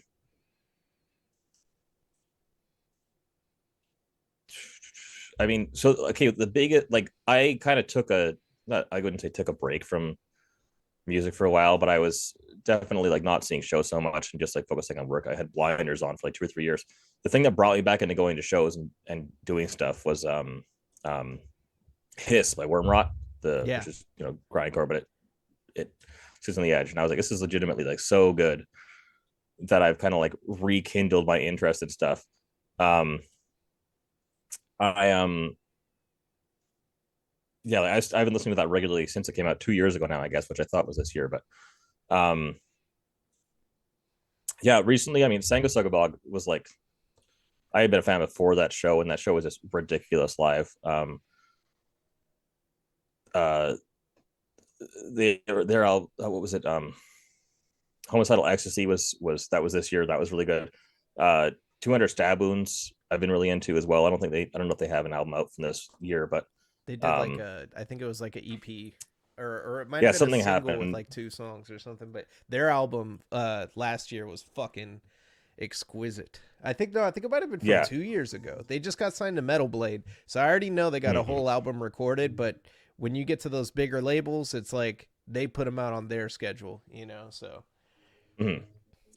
I've been like, I feel like there's kind of a whole, those guys are sort of in like a lane of like newer death metal, like the then Vomit Forth and a handful of other bands that I'm trying to look at my like list here recently, stuff I've been listening to recently. Um, did you see that Dark Funeral 200 Stab Wounds Cattle Decapitation show, that tour that yes, happened? Dude, I was yeah, there yeah, yeah. too. I was in Um, San Francisco. It was fucking awesome. so well, my buddy from California was here for that week, and I was like, oh, this is gonna be a really good show. Let's go to this. And he's like, oh, I've seen Cattle Decapitation like 30 times because they're from my area. Yeah. So we saw got to see them here, which is cool. Yeah, that was super fun. Um, What did you I think about saw Black Braid? I missed them. I missed Oh, them. okay. I got there like I got there like halfway through 200 stab wounds set, but that was super good. Um, I saw the best not album specifically, but show that I saw this year um was Carcass and Municipal Waste, which was like a really weird kind of lineup, but like a super fun band and then a super like I guess legendary classic sort of band. Um, and that was the first show where I was like, oh, let me do some work shit. I met up with Municipal Waste beforehand. I gave them a bunch of merch and showed them a bunch of stuff from the site. And I was like, maybe there's an angle here for me to like meet bands and socialize a bit and turn this into a work thing. Hell yeah. But yeah, I've been on a big kick of like shows recently, and I saw back to back the other day. I saw Devil Master, and then the next night was Cruelty from Japan. Um, both were rad, which I guess is more like black metal and hardcore, but it all teeters. Everything kind of Damn. teeters I've around never a seen similar sort of thing. But Cruelty. That sounds like a it was badass really fucking it show. was they were playing for maybe 30 seconds before somebody got a tooth knocked out. Like it was Oh extremely violent and shit. wild. Like yeah, there was just I was standing at the back of the venue and you could see the bathroom, uh, and then the stage, and the bathroom's like right next to the stage with an open door, and there was somebody just gushing blood out of their mouth in the bathroom like immediately, and it was just Oh very like fuck. well, you could tell like there was like a wild energy because Vancouver is generally like not super fun. It's a little more like no one's really dancing around or having a good time. It's a little reserved, I guess. I don't want to say snobby, but a little reserved. And it was like that was people were like going wild at that show. That's awesome, man. Yeah, I Yeah. love that shit. I'm old. I don't go to the pit anymore. I No, me neither. fucking I'm always like back against the wall or fucking in any seated area I can find, like drinking Yeah. beer. Like that's where you'll No, find me. I don't even drink at shows anymore. I have a Red Bull and water, and I'll just stand and enjoy the music and then go home. And Yeah. it's great. It's great for me. But and I guess I'm not adding to the problem of people being a little boring, but whatever. Can't Oh handle it. man, it's fucking no, seriously. Like you when you go to the fucking shows though, it's you got to take that shit in. When I was young, I used to run into the goddamn pit. I'd be fucking winded the fuck out, get hit in the face a couple times. Yeah. One time I was at Warp Tour and some dude was doing karate in the fucking pit, hardcore dancing, Mm-hmm. and I caught like a fucking spin kick to the head and got knocked down. And like I was Yeah. I was rocked hella hard. And it was right as the pit was like slowing down. Some like punk dude with like a vest on like picked me up, and then fucking I like looked up at like the stage, and I seen like halos around everybody because I was Mm-hmm. like rocked. And that was like the last time I was like, you know what, like why the fuck am I doing this? Like I Yeah. like I when I I got kind out of of it. paid my dues. I feel like I paid my dues. Now I can go and stand around and not do anything and still feel like I'm having a good time, and I'm not a fucking nerd. Like I've chipped teeth and I've been concussed and stupid shit and lived in like shitty punk houses and just kind of done the racket of the scene. And now I have like an okay apartment and work from home and stay in every night and go to a thing every now and then. It's like a treat going to a show as opposed to like a thing that I do every single week. Yeah, that So as shit's you hit like early it's 30s and everything slows down with it's that. fun going as an adult too, though. You're like, yeah, Yeah. you're like, you see all the youngsters going crazy, and you're like, these crazy motherfuckers. Yeah. Passing the Like, torch. yep, Yeah, they can lose teeth now. I had to pay for my fucking teeth if they get knocked out, so I'm not gonna. yep. Oh, I think I'm about fine. that. Like, I can't miss fucking work tomorrow. Like, I'm gonna sit my ass Yeah, up here. no, for sure. Yeah, That's the same reason I quit skating. Is because I fucking just started getting hurt all the time. I don't recover like I used yeah. to. Well, that happened to me too. I was literally just commuting by a skateboard to work 5 years ago or so, and I fell on my ass and my wrist and like fractured my tailbone, fractured my wrist. Literally just like going down the street normally, not doing anything crazy. And I was like, this is like a week off work for just commuting. It's not worth it anymore. Um, but yeah, I live a bit of a lower risk lifestyle right now. Yeah, So I'm not. dude. I'm not. Fuck, man. Speaking of that, like lower risk lifestyle, it's like what how often do you think about mortality? Because I think about that shit all the time. I have a job where I'm on the road a lot, Yeah. and I'm constantly like fuck, like they say like fucking it's the one of the most dangerous things that you can do is just like drive a car, and be Yeah. out on the road. And Mhm. me being on the road, I think about that shit all the time. I have so many close calls like here and there, and I try to be Mhm. defensive and shit. And I think about that. And then nowadays, like even getting on a ladder, like I think about my mortality. Like if I'm Yeah. hanging up fucking Christmas lights now, before I'd climb up that motherfucker. I don't give a shit, But like now, Mhm. I think about it, and like I didn't see myself doing that in my 20s. I didn't see myself doing that 10 years ago. And you know, you go through the same shit. Have you gone through the same shit as you've gotten older too? Yeah, a little bit to an extent. I mean, I'm not. I used to drink like binge drink like crazy and kind of was fearless about everything. I would binge drink and go longboarding down parking garages and get hit by cars and just dumb shit all the time. And um, God damn. like regular reckless behavior, right? And it was nothing crazy, normal stuff then. But now it's like I don't know. I don't have a big concern or fear about death in any way. It's like, I know people who've died in accidents young by a fluke, or people who've lived old for no reason and just died of old age. Like it just happens, right? I don't really get too concerned about it or worry about it too much. I try and I think about it a lot more in the sense of like I don't really buy too much stuff. I live like a very basic, easy lifestyle. I don't buy too much. I don't buy new clothes often. I don't spend a ton of money. I just try and work and save a bit. And if I do buy anything, it's like a little investable. It's like something that's going to be worth money, or I could sell on the site down the line if I wanted to. And try and keep everything as like liquid as possible. So I could just like sell all my shit and fuck off, or get rid of all this stuff and start a new job, right? And just based on like not enjoying what I'm doing anymore. And I guess it's sort of a mortality thing in the sense of like, oh, I could just restart and do something else if I'm not enjoying this, because I don't want to be spending my time doing something I don't enjoy. Maybe one Yeah. day I like some specific case hits me a certain way and I'm like, oh, I can't deal with this stuff. I mean, it does get a little exhausting on your mental health, some of the heaviness of some of these things, right?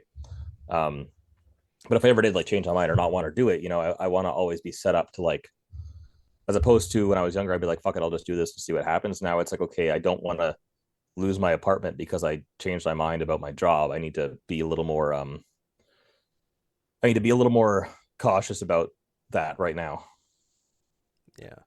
Yeah, being like that sustainability and, thinking about the future too. It's like that's fucking when you're Yeah, when you're boring doing this shit. kind of shit, I'm sure that's a big fucking part of it, man. Like that's crazy, Yeah. like Well, I have to no idea what's going to sell or how much it's going to sell for, and I'm spending like things will come up and I'm like, oh, I have to buy this. It's the only one in the world and I'm never going to see it again.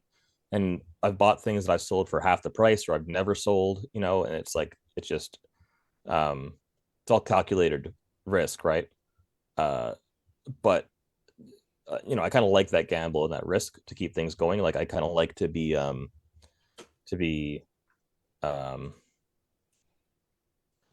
always kind of like on the edge of like, oh, things could go bad and I could have to figure something else out, um, with some kind of caution. But that's sort of like my like risk taking and thrill in life is like, if something doesn't work out, maybe they make this stuff illegal next month, then okay, I'll have a bit of a grace period to figure it out. And I'm not going to be too worried. Whereas 10 years ago, I wouldn't have been concerned about having an emergency fund just in case. I would have no concerns about like getting sleep or exercise or anything. It was just kind of like doing whatever, whenever. Wouldn't have crossed my mind at all for morality 10 years ago. And now it's a constant thing that I'm not scared about or worried about, but aware of enough to live my life around like, okay, I just don't want to be, broken, homeless, and struggling again. yeah. And like in your business, what you do, and I feel like what I do too, it's like you have to I feel like I acknowledge luck played a big part in a lot of the shit that has happened to me, and a Oh lot yeah, of the me shit too. that, I as well for sure. yeah, and acknowledging that and being like, yo, like fuck, yeah, I capitalized on opportunities when they're in front of me, but fuck, Mm-hmm. just the fact that they even happened in the first place, that is some crazy shit. Like I don't know if it's like the energy you put out or whatever, but I feel like a lot of it just right time, right place, very strange Yeah. shit. Like doing the fluids project, that was so fucking, it was Mm-hmm. super random. It Yeah. was a friend of a friend sent something to them, and then they contacted me, and I was like, what the fuck? Mm-hmm. I've been trying to get a hold of these guys for like 2 years, trying to interview them and shit, and I couldn't get a hold of them. And then Mm-hmm.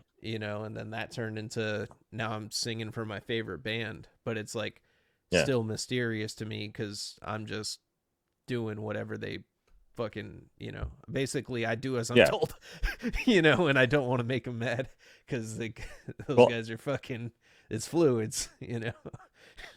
I mean, for me, it's like to an extent, it's like I'm working hard and doing certain stuff, but some stuff is just like, well, let's see if this works and try and like, I went to Italy a month ago, like I was saying, for this exhibition, and I could have just mailed some stuff to them, but I was like, you know what, I want to try and go there and network with these people. And my buddy was going to be there, and he sort of like introduced me in the first place, so I kind of managed to get them to fly me out for it, and made some other business connections and stuff. And it was like an extremely like good thing to do, and it could have been either been like 7 days out of the office where I'm wasting time and not making any money here because I didn't, basically, if I'm not like actively doing social media and working on my site, I'm not making sales.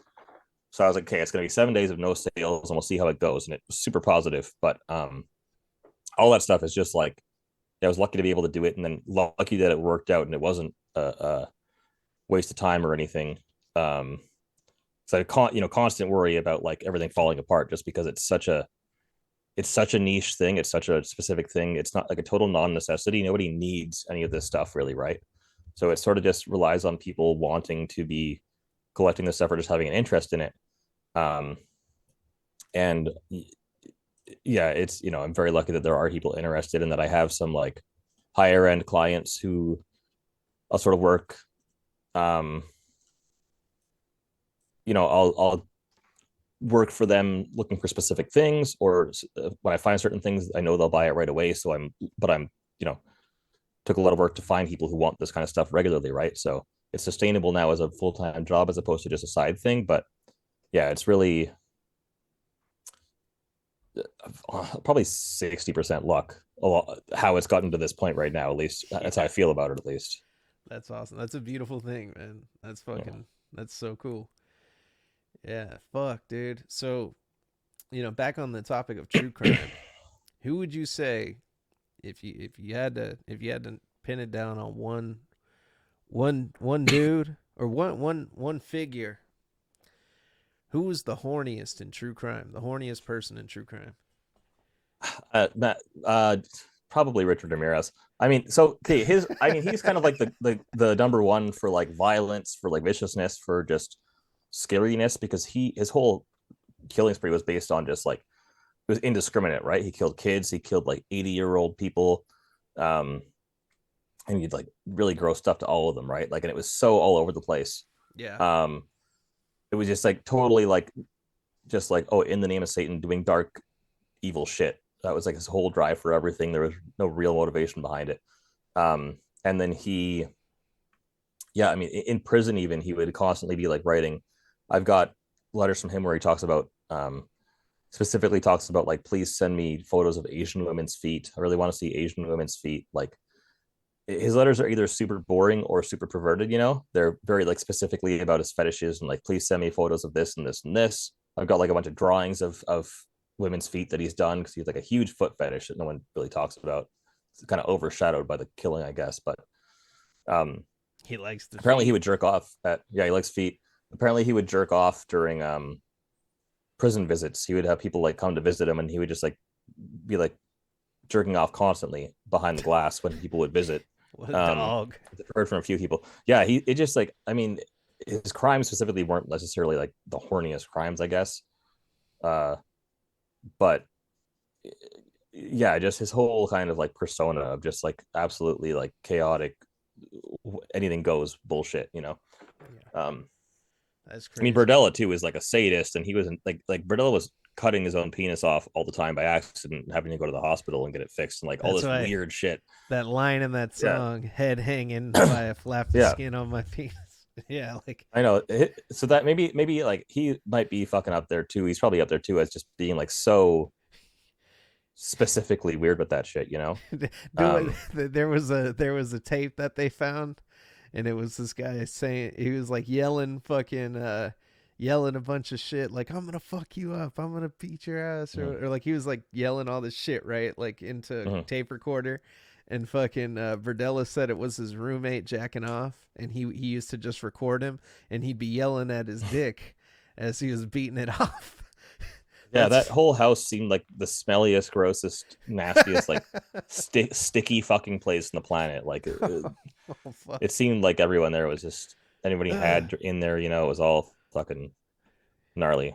Yeah, I've been in places like that. And you know what's crazy, man? I don't tell everybody this because I really don't talk too much about my personal life, but I used to be a night stalker. Um, and then I quit my job at Target because I couldn't do the night shift. It just, Oh, night stalk. Okay, yeah, yeah, it's a joke. Yeah. yeah, yeah. I know. I said that with a It group of is it people. is a job. It is a job. Yeah. People still do it. It is real, but um, yeah, Was yeah. it I mean, he was was just it like, him who his stepfather used to take him around to just peep, to be a peeping I tom, or was that the Ramirez. Gainesville I Ripper? It might have been both, to be honest. I think the Ramirez had an uncle who was like in the Vietnam War and Yeah, had done like a bunch of gnarly shit and told him about it and showed him photos all the time. I know his uncle was like a crazy lunatic and that's did that kind of fucked stuff. A up. lot of these guys had like a horrible influence from some older male figure that was like just It's like, like a imagine not good person. if they just had the internet back then with like rotten.com. He could have seen all the feet and all the Yeah, fucked up fine. shit, Yeah, He'd probably he'd yeah. probably be working at Walmart or something. I've got a foot picture right here from him. I think I just sold this to somebody. This is like one of his really shitty drawings from prison, but it's all these women in sexy poses with like very prominent feet in them. He got good at It's a drawing them feet. Holy shit. Ramirez. Yeah, feet are the only. He's a horrible artist, but feet is all he can really do. He was like, who Um, was that comic book artist who like couldn't draw hands? Like and he couldn't draw hands Oh and feet yeah, or yeah, some shit. They should have just yeah. had Ramirez fucking do all that shit Just for supplement that, yeah, for sure, from prison him. for cheap, for dirt cheap. What the fuck? Good call. Yeah, I mean, this is the kind of stuff I like about this too. Is I learn all these weird things. Like he's got like he with a lot of his letters. I bought in two large collections of like, or I've bought two large collections of like 30, 40 letters from Ramirez, and he has like lists of like his favorite movies or music he's listening to or like things like that, movie recommendations, jokes he likes. So you see all these weird like personality things that you wouldn't know. Like no one's talking about his foot fetish, right? Anywhere ever. No one's really talked about it. It's just a thing he wrote about in letters to pen pals. And like right now I've got on my desktop, I've got I have a few books on Amazon of just kind of compilations of things from the collection. And then I have a folder now that's got 51 pages of Ramirez letters. Um, just like no one's ever read before. I mean, I guess the person that received them and then whoever collected it and then me are the only people that have seen these. So uh, once I get enough of those, I'm putting them into some kind of project, right? Like I'm pretty much waiting until I have a big enough archive with a certain guy to compile it somewhere. But yeah, all it's like, with this specifically, it's like 51 pages of new information about Richard Ramirez that people don't know. And who knows if that could be like helpful for forensics research or even just for like people's curiosity, right? I think it's still worth saving, but that's like the end goal with all this is like archiving these things that uh yeah, like people nobody is really thinking to archive. What do you think about that book? And I'm sure you've heard of this, The Last Victim. The Jason Moss book. Yeah. Yeah, what do you think about that? I Yeah. actually picked it up. I haven't read it yet.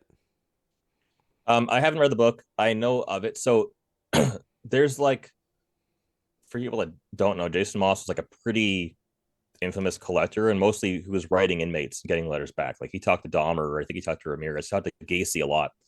Um, when I was in Italy, that exhibition, they had a letter from Dahmer that was addressed to Jason Moss, right? Because Oh he fuck. had been in touch with him, and Yeah. not a lot of people had. So his name is kind of like sprinkled out there, and I've had maybe 10 or 15 letters addressed to him before. Henry Lee Lucas, high profile guys, right? Yeah. Because he was an avid writer. He wrote so many people all the time.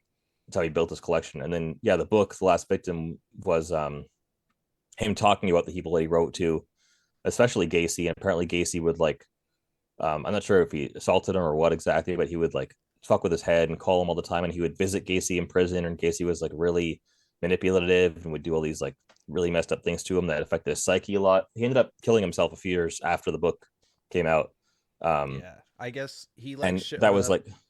like, He like showed up and like Gacy fucking like he didn't know. He thought he was gonna go in there and just like troll Gacy, and then mhm, fucking like didn't know that Gacy had so much cash in there that he paid yeah, off the security guard to like turn the camera, and he was mhm, alone in there, and he did the yeah, tourniquet shit with him, and mhm, fucking yeah, dude, like he fucking that's crazy, yeah. dude. He put himself Gacy in that made situation. Gacy made over $1 million while he was in prison with his paintings and books and various stuff. Like over $1 million at the time was crazy. Apparently, he had cocaine in there too. He had a coke dealer. I've heard from people like Gacy kind of was living it large while he was in prison. Um, but yeah, so the whole book is kind of like him talking about his history writing these guys, and especially with Gacy. And then apparently that affected his mental health, and then I think that was one of the factors that led to his mental health deteriorating and him taking his own life. And people have like disputed a lot of it. Other collectors and people have talked about like, oh well, we don't think this is accurate or this isn't for this reason. But I don't know anything about it enough to like touch on it at all. I just heard from some people like, oh, some of this is exaggerated or some of this isn't true. But I mean, there's no way to actually know unless you were involved in some way, right? Yeah. But that's one of it's maybe like the most successful like book to come from like murderabilia from somebody who's just collecting stuff and trying to like it got adapted into a movie too. It was a pretty popular book, and I didn't know they made a flick out of it.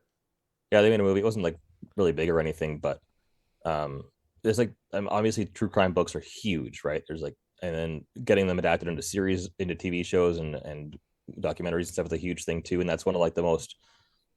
There's been some like murderabilia books out there before about collections or people collecting or different topics, but this is the only one where a guy was like collecting and writing about his experiences with it, and it took off kind of like in like a mainstream way, more so than just a smaller book.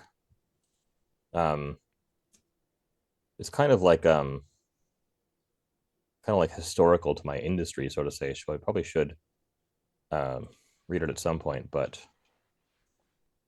uh, yeah, that's all I I'll know get about a it. copy sent to you as a thank you for coming on this I shit. have, I have. Well, then I appreciate it. I have a copy here. I Oh, do you have a already got copy, one. but Oh thank shit. you. Yeah, Then I'll send you I've got some. every I'll send you book you some could think hand of. drawn pictures of feet. Then Perfect, perfect. Thank I'll you. try. Yeah, that's what I need more of. Yeah, I just sold my last one, so um, yeah, that's the one thing that is a bit of a pain in this job is that I have like that's not necessarily a rare book, but I have tons of rare books and tons of um like hard to find ones. I've Yeah. bought and sold tons of ones like that. I don't have the time to read almost all of them because it's just T- curiosity more than anything else, right? Tell me about it. Um, I got man, I'm fucking notorious for going to Barnes and fucking Noble and buying all sorts of shit and then yeah. never getting around to it. Mm-hmm. Like it's unfortunate. I mean it's just fucking it's how it goes, you know. It I have tons of books. Tons of fucking Yeah, books I yeah. haven't even cracked open yet. The other thing too is that I'm like, same thing with like a mechanic doesn't want to get off work and fix cars for his friends. Like I don't want to get off work necessarily and read true crime books all day long for fun. I want Yeah. to zone out a little bit and relax. And um, I don't. I spend 8 hours a day already researching true crime, sitting with all these true crime things. Talking to people involved with true crime stuff, and it's like not good for your mental health. I don't think to Dude, I was have that be outside of work too. I was talking about this a while ago. So like you know how like you get drawn into certain algorithms and shit with like different stuff? Yeah. So like Mm-hmm. I had fucking nothing but gnarly ass shit popping up on my like Microsoft Edge browser every time I would open it Mm-hmm. up. And it Yeah. would always be like some like double murder happened or like man kills brother or like just just like a Mm-hmm. bunch of fucked up shit. And I was like, I wonder if this is subconsciously fucking with me because this is the first thing that I see every day, when I get started. And I just thought that was a fucking it's like yeah, it's like you're constantly consuming like that kind of shit and then it stays in your subconscious and sticks with you.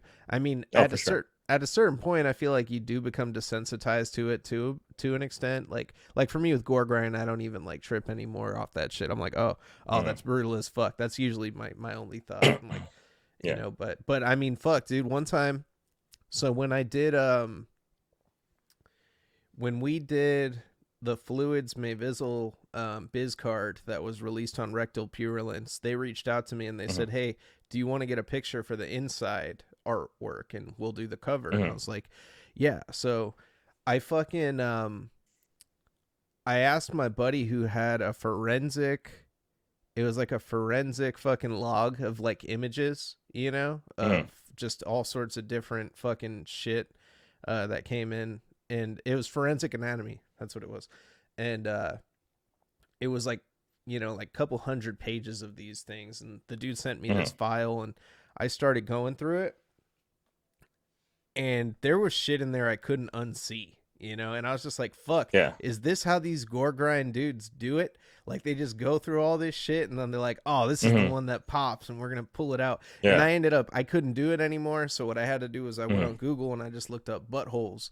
And I was just like, I'm going Yeah. with this nastiest butthole and we're going to just use that. Cause Mm-hmm. I can look at the butthole, but I couldn't look at the fucking, Yeah. that shit, Yeah. you It's know? it's it's heavy as synthesized that I like because I've been watching horror movies since I was a kid and into true crime stuff and just like the Faces of Death and Traces of Death series and all the darker stuff, right? Forever, like a majority of my life at this point, and there's a sense of desensitization with it. But it's also like, even though that is the case, where I'm not actually like shocked by something or seeing it and being upset by it, I think it still wears on you. It's still like, I think that if I were to see like something really violent or gross happen in real life, and I think that my reaction to that would be so subdued that by reaction to having that Mhm. subdued reaction would be negative to my health. You know, being like I shouldn't be a person who is so not living in like an active war zone. You know, I'm not like I shouldn't be so casual about this sort of thing, right? Um, but I haven't been like pushed to the point where I've been like, oh, this is really gnarly yet. But um, yeah, I'm just not trying to like make this my entire life. You know, it's a hobby that turned into a job, and it's still my hobby as well. But um, yeah, the time when I like because people know me for this quite a bit, like I get asked constantly, like, "Oh, did you hear this podcast episode that came out this week about this true crime thing?" Or if you're following this case, and it's like I don't follow everything all the time because it's not like I don't need to have my finger on the pulse that way. You know, if I'm dealing in items from a guy who died 20 years ago, like I don't need my finger on the pulse for something that just happened last week. Yeah. I try and keep it like a little, stay out of the news cycle a bit, so it's just like, so I'm just not, you know, constantly bombarded by like everything bad all the time. Yeah, I hear that, man. Yeah, you gotta put on the fucking I don't know what's something like a happy a happy movie. You gotta watch Home Alone every once in a while Yeah, and just I fucking well, yeah. Last weekend I watched Weekend at Bernie's last weekend for the first time. And I was like, this that's a is fucking great. It's funny. It's stupid. Like it's such a brain dead movie. And I was like, this is like my relaxing time, and I can like think about. I watched Weekend at Bernie's on VHS, and I was like, this is like a classic, like relax, nostalgic moment. Like I don't need to worry about work or true crime shit or anything gnarly like that, or cults or anything. Yeah, I like that a lot. A lot of like I play a lot of Super Nintendo, like just like the nostalgic, like childhood safe things to wipe away some of the brutal stuff. yeah. Yeah, dude. Oh, I love Super Nintendo too. I got one of those mini consoles, right, that I was telling you Yeah. about because I was flipping them, but I always keep one when I'm like doing that Mm-hmm. kind of shit. And I modded it to like have every fucking game on it that I Mm-hmm. could find a ROM for, and it's Yeah. just like fucking, it's the shit, dude. Like, Yeah. There, I have one too. I just got one recently because it was in a big lot of stuff that I bought that I'm gonna mod and put everything on. I'm working like slowly on a full collection of everything, but it's so expensive, you know. Like I have like I think 150 games right now. Um, I just bought Earthbound a couple days ago, and it was $400. And like god damn. Earthbound is 400. But I had the box and the manual already, and the box and the manual are like 2 grand. That's For this awesome. one game that's on a shelf, like it's just like ridiculous. Some of it's ridiculous, right? But um, yeah, it's like a distraction. People ask me like what I collect personally, like keep from this stuff, and I pretty much don't have any true crime stuff at all as personal. It's just like sentimental things, you know, like notes I got from people or like free stuff I got sent. Like a few boxes of like sentimental stuff from this job because I can't, I have to sell some of this stuff. I can't keep everything, right? But Yeah. yeah, Super Nintendo and expensive horror Blu-rays, imported horror Blu-rays are my All right. vice. So I'm gonna ask you a question, and it's also partially a challenge. If you don't want to Sure. answer this question, you can Yeah. hit me with the question back if I'm wrong. But Sure. why is Alien the greatest horror movie of all time? Ridley Scott's Alien, The first one. original. Yeah.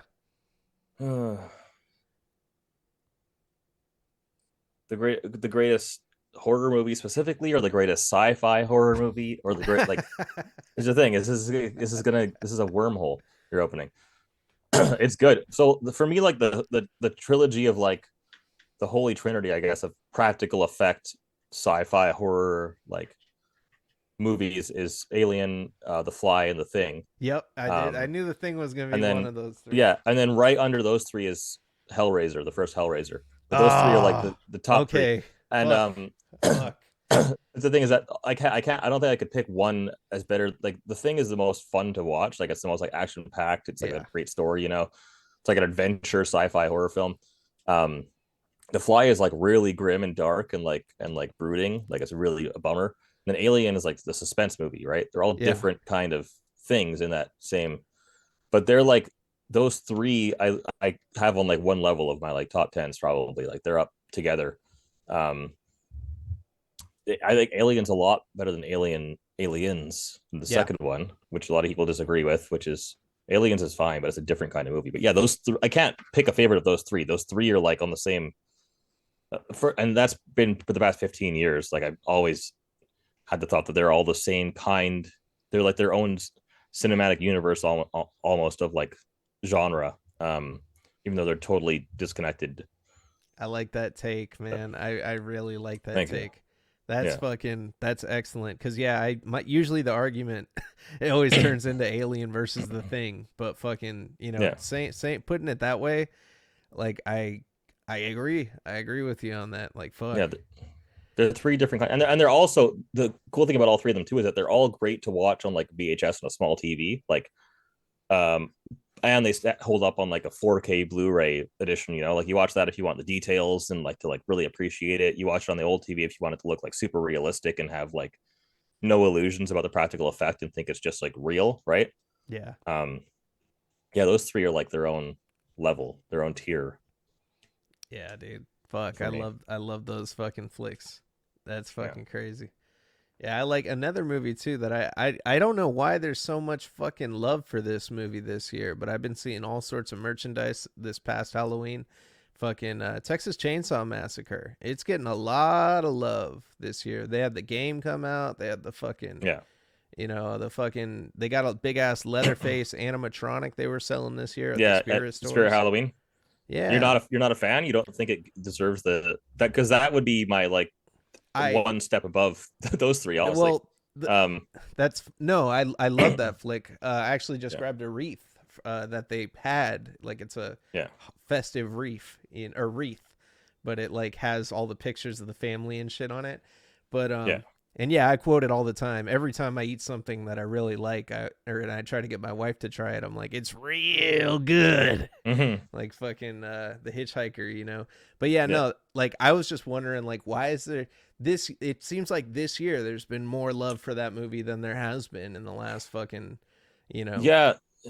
I don't well because they always like they had the sequel obviously is good but a different kind of movie. Like Texas Chainsaw 1 and 2 is like Gremlins 1 and 2, right? Where it's like they're both Yeah, good but they're different fucking movies.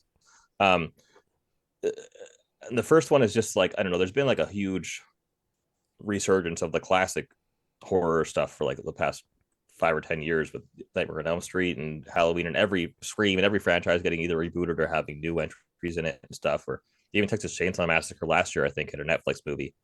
Um, but it's just I think people are really appreciating like the originals now and going back to it, and it's just like Killer Clowns from Outer Space got really big a few years ago, and then Trick or Treat was huge, and then Mars Attacks for some reason was like huge again, and there were all these like weird kind of one-off quirky ones, but yeah, um, yeah, it does seem like a bit of a phenomenon that like that game came out and Spirit Halloween had a huge push for Texas Chainsaw Massacre this year, and it's like a weird movie too because it's it's very weird and surreal kind of hillbilly stuff, and it's a lot of like conversations and not much action. There isn't really any gore at all in the movie, but it's but it still like makes you people look as you think uncomfortable about from the gore. Yeah, beginning of yeah, yeah. like It's literally it starts off with a guy in a wheelchair having to take a piss, yeah, yeah. and it's It's like that's something you're like fuck, like I've been in that situation where you got to deal with something like that and you're just like already yeah, unsettled, and it's fucking with the audience. I feel like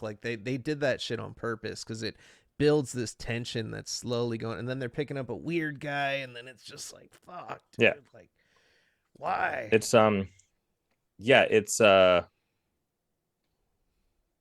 great. But it is weird that how it kind of comes in waves that a movie that's from the late 70s is like popular all of a sudden.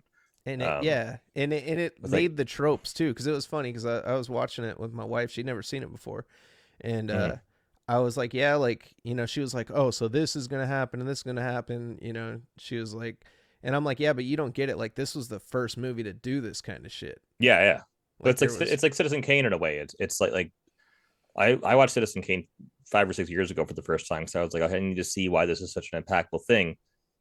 And I was like, oh, I see both sides of it. Like people would watch it now and be, oh, this is so boring. But also, oh, literally every single thing from this is in every single movie ever. Like everything came from this, right? Like you can see both sides of it. It's the same way where it's like I think that Texas Chainsaw with a modern lens is boring compared to like Terrifier 2, which is like disgusting, right? And then Yeah.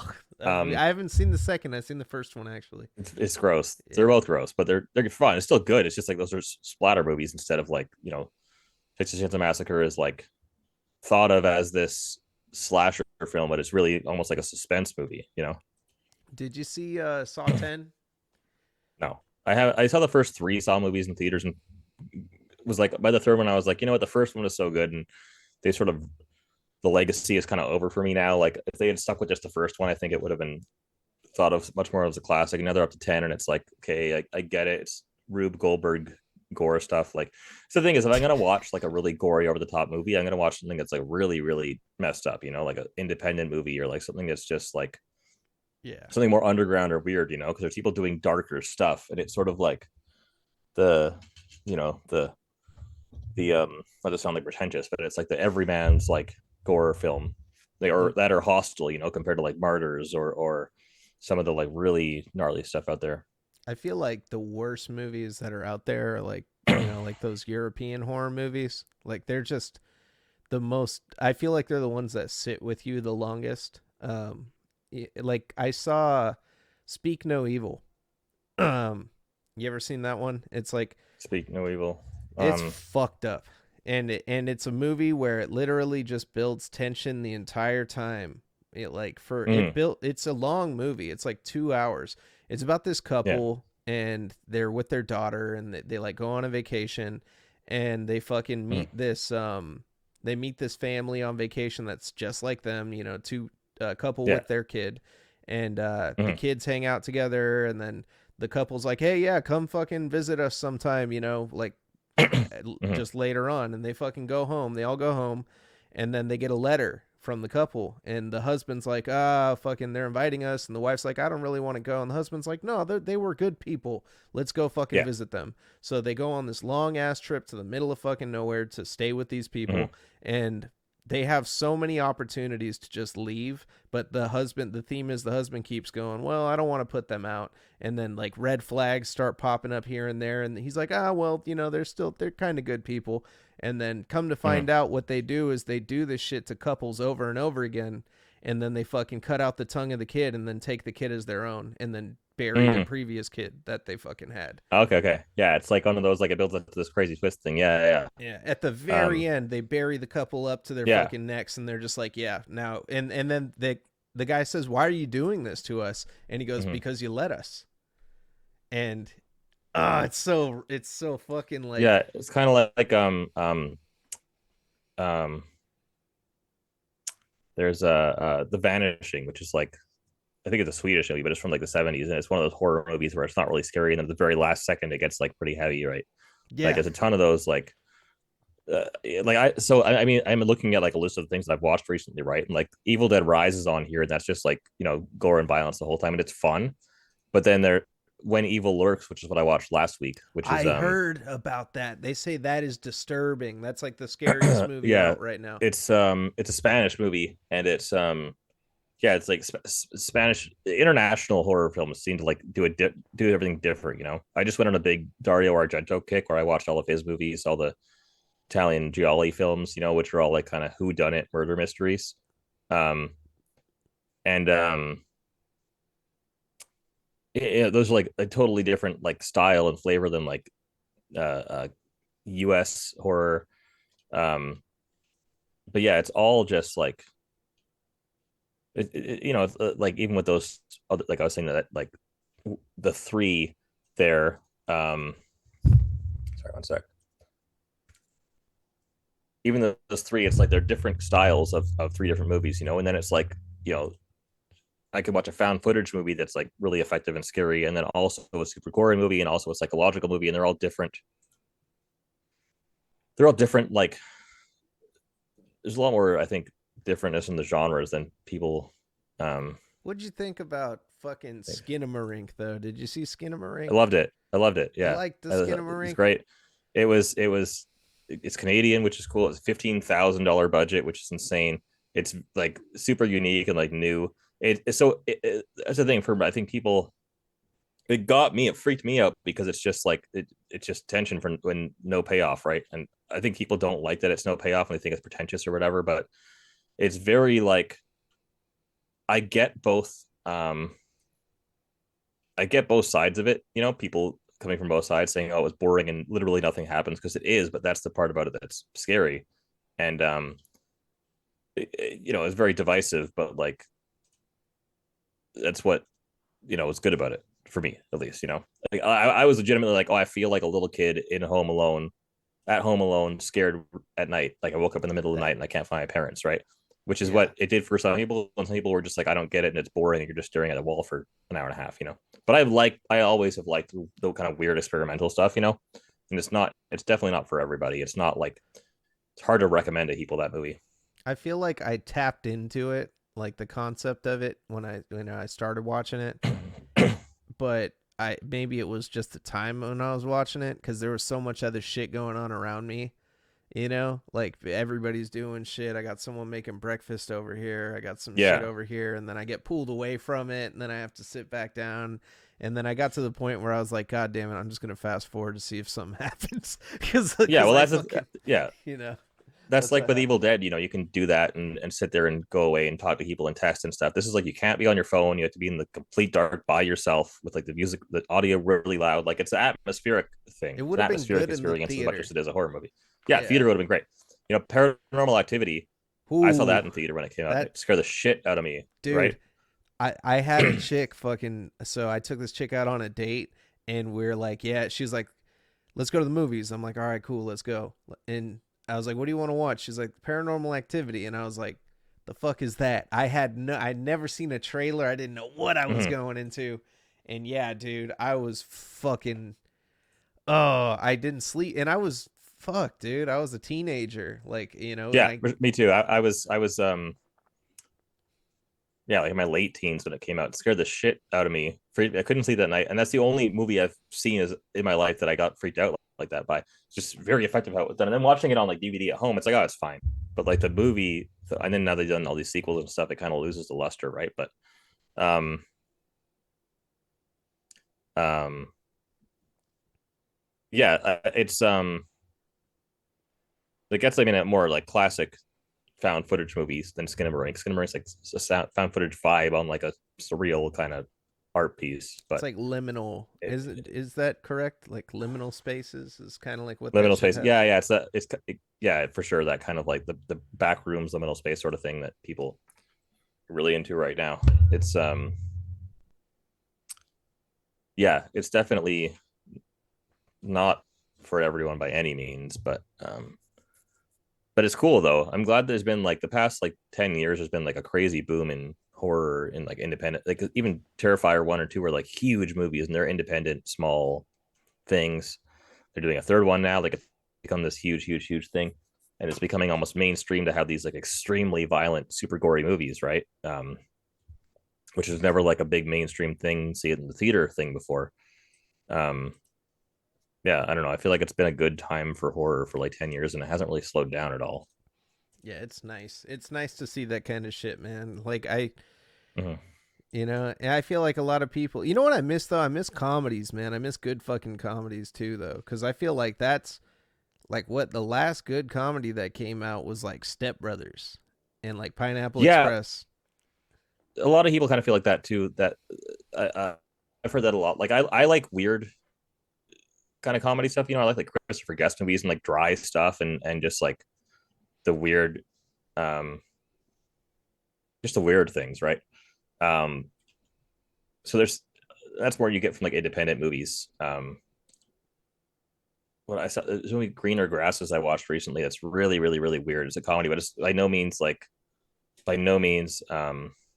a mainstream comedy movie. It's good, but it's a different thing. There's no like I think there was oversaturation with that. You know, Step Brothers is great, and then Superbad is great, and there's a handful of like gems, and there were so many other movies that came out around that time that um oversaturated everything. You know, not to like if anyone likes the movies, it's fine, but like Meet the Fockers and Talladega Nights and The Hangover 2 and 3 and Get Him to the Greek, and there were all these huge Hollywood massive budget comedy movies that just didn't hit or weren't that great or Yeah, um and you know everything sort of they were putting money into it, and it didn't work, right? So they're not going to keep putting money into that. But now, but yeah, now it's like, uh, you know, they take risks every now and then on a comedy, and it doesn't. Like, the last one I think was the Machine, the Burt Kreischer movie, was like a big thing, and that's flopped. Apparently, I hadn't seen it, but um, yeah, it didn't do well, and that was sort of like everyone thinking, oh, comedians are going to come back and do all these really funny big movies, and it didn't do well, and it's because it's just based on money. Like unless people are independently doing this stuff, um, um, you're not There, going to have that anymore. You know? yeah, there's like no risk taken. There's a formula to make the money, and they want to stick Yeah, to it. And exactly. it's funny though, because like I was trying to get my boy to watch Uncut Gems, because I was like, man, I really like this movie. Like, you got to see Adam Sandler in this shit. And he tells Mm-hmm. me, he goes, man, fuck Adam Sandler. He's like, I never liked any of his movies. I'm like, what do you mean? Like, Adam Sandler had some good movies in the '90s. He's Oh like, yeah. nah, dude, he just talked in a stupid ass voice, and fucking, everybody thought that shit was funny. But he's like, if Mm-hmm. you go back and watch Billy Madison, that movie's not funny at all. Like, he's very obnoxious in these movies, Mm-hmm. and I kind of went back, and with that perspective, I'm like, fuck, those movies really aren't that funny. Like, even Big Daddy, like, fucking, he does the same thing in every fucking Oh, for movie. sure, for sure. Well, that's what I mean. Oversaturation is it? That's why it was like really good for. That's why they made three Austin Powers movies and stopped. Right? It was like, oh, this is a great idea, and then it got burnt out with Adam Sandler. It's like Happy Gilmore and Billy Madison and um oh, what's the other one? There's a handful of other ones. The Wedding Singer, I guess. There's a Yeah, handful of Waterboy. the Waterboy, yeah, that are like kind of the classics. And then there's Little Nicky that sort of things fell off, and Eight Crazy Nights, and then it was Mr. Deeds. Oh There's a lot God, of I them that just are just like, watched that okay, the it's other night. oversaturated, and That yeah, movie's so and it's bad. like there's only a handful that stand up a little bit, and then it's like, oh, it's the same thing over and over again. Some of them just hit, but I mean, he's still making tons of comedies and serious movies, and is doing very well for himself. So Yeah. good for him, right? But Oh, Uncut yeah, Gems there was isn't. fucking great. Yeah. I haven't seen it, but I've heard great things. Yeah, and I've Oh, seen like dude. everything kind of serious that he did has been great. You know, he knows what he's doing, even if it's not good by like critical standards. It's still he just still knows what he's doing. You know.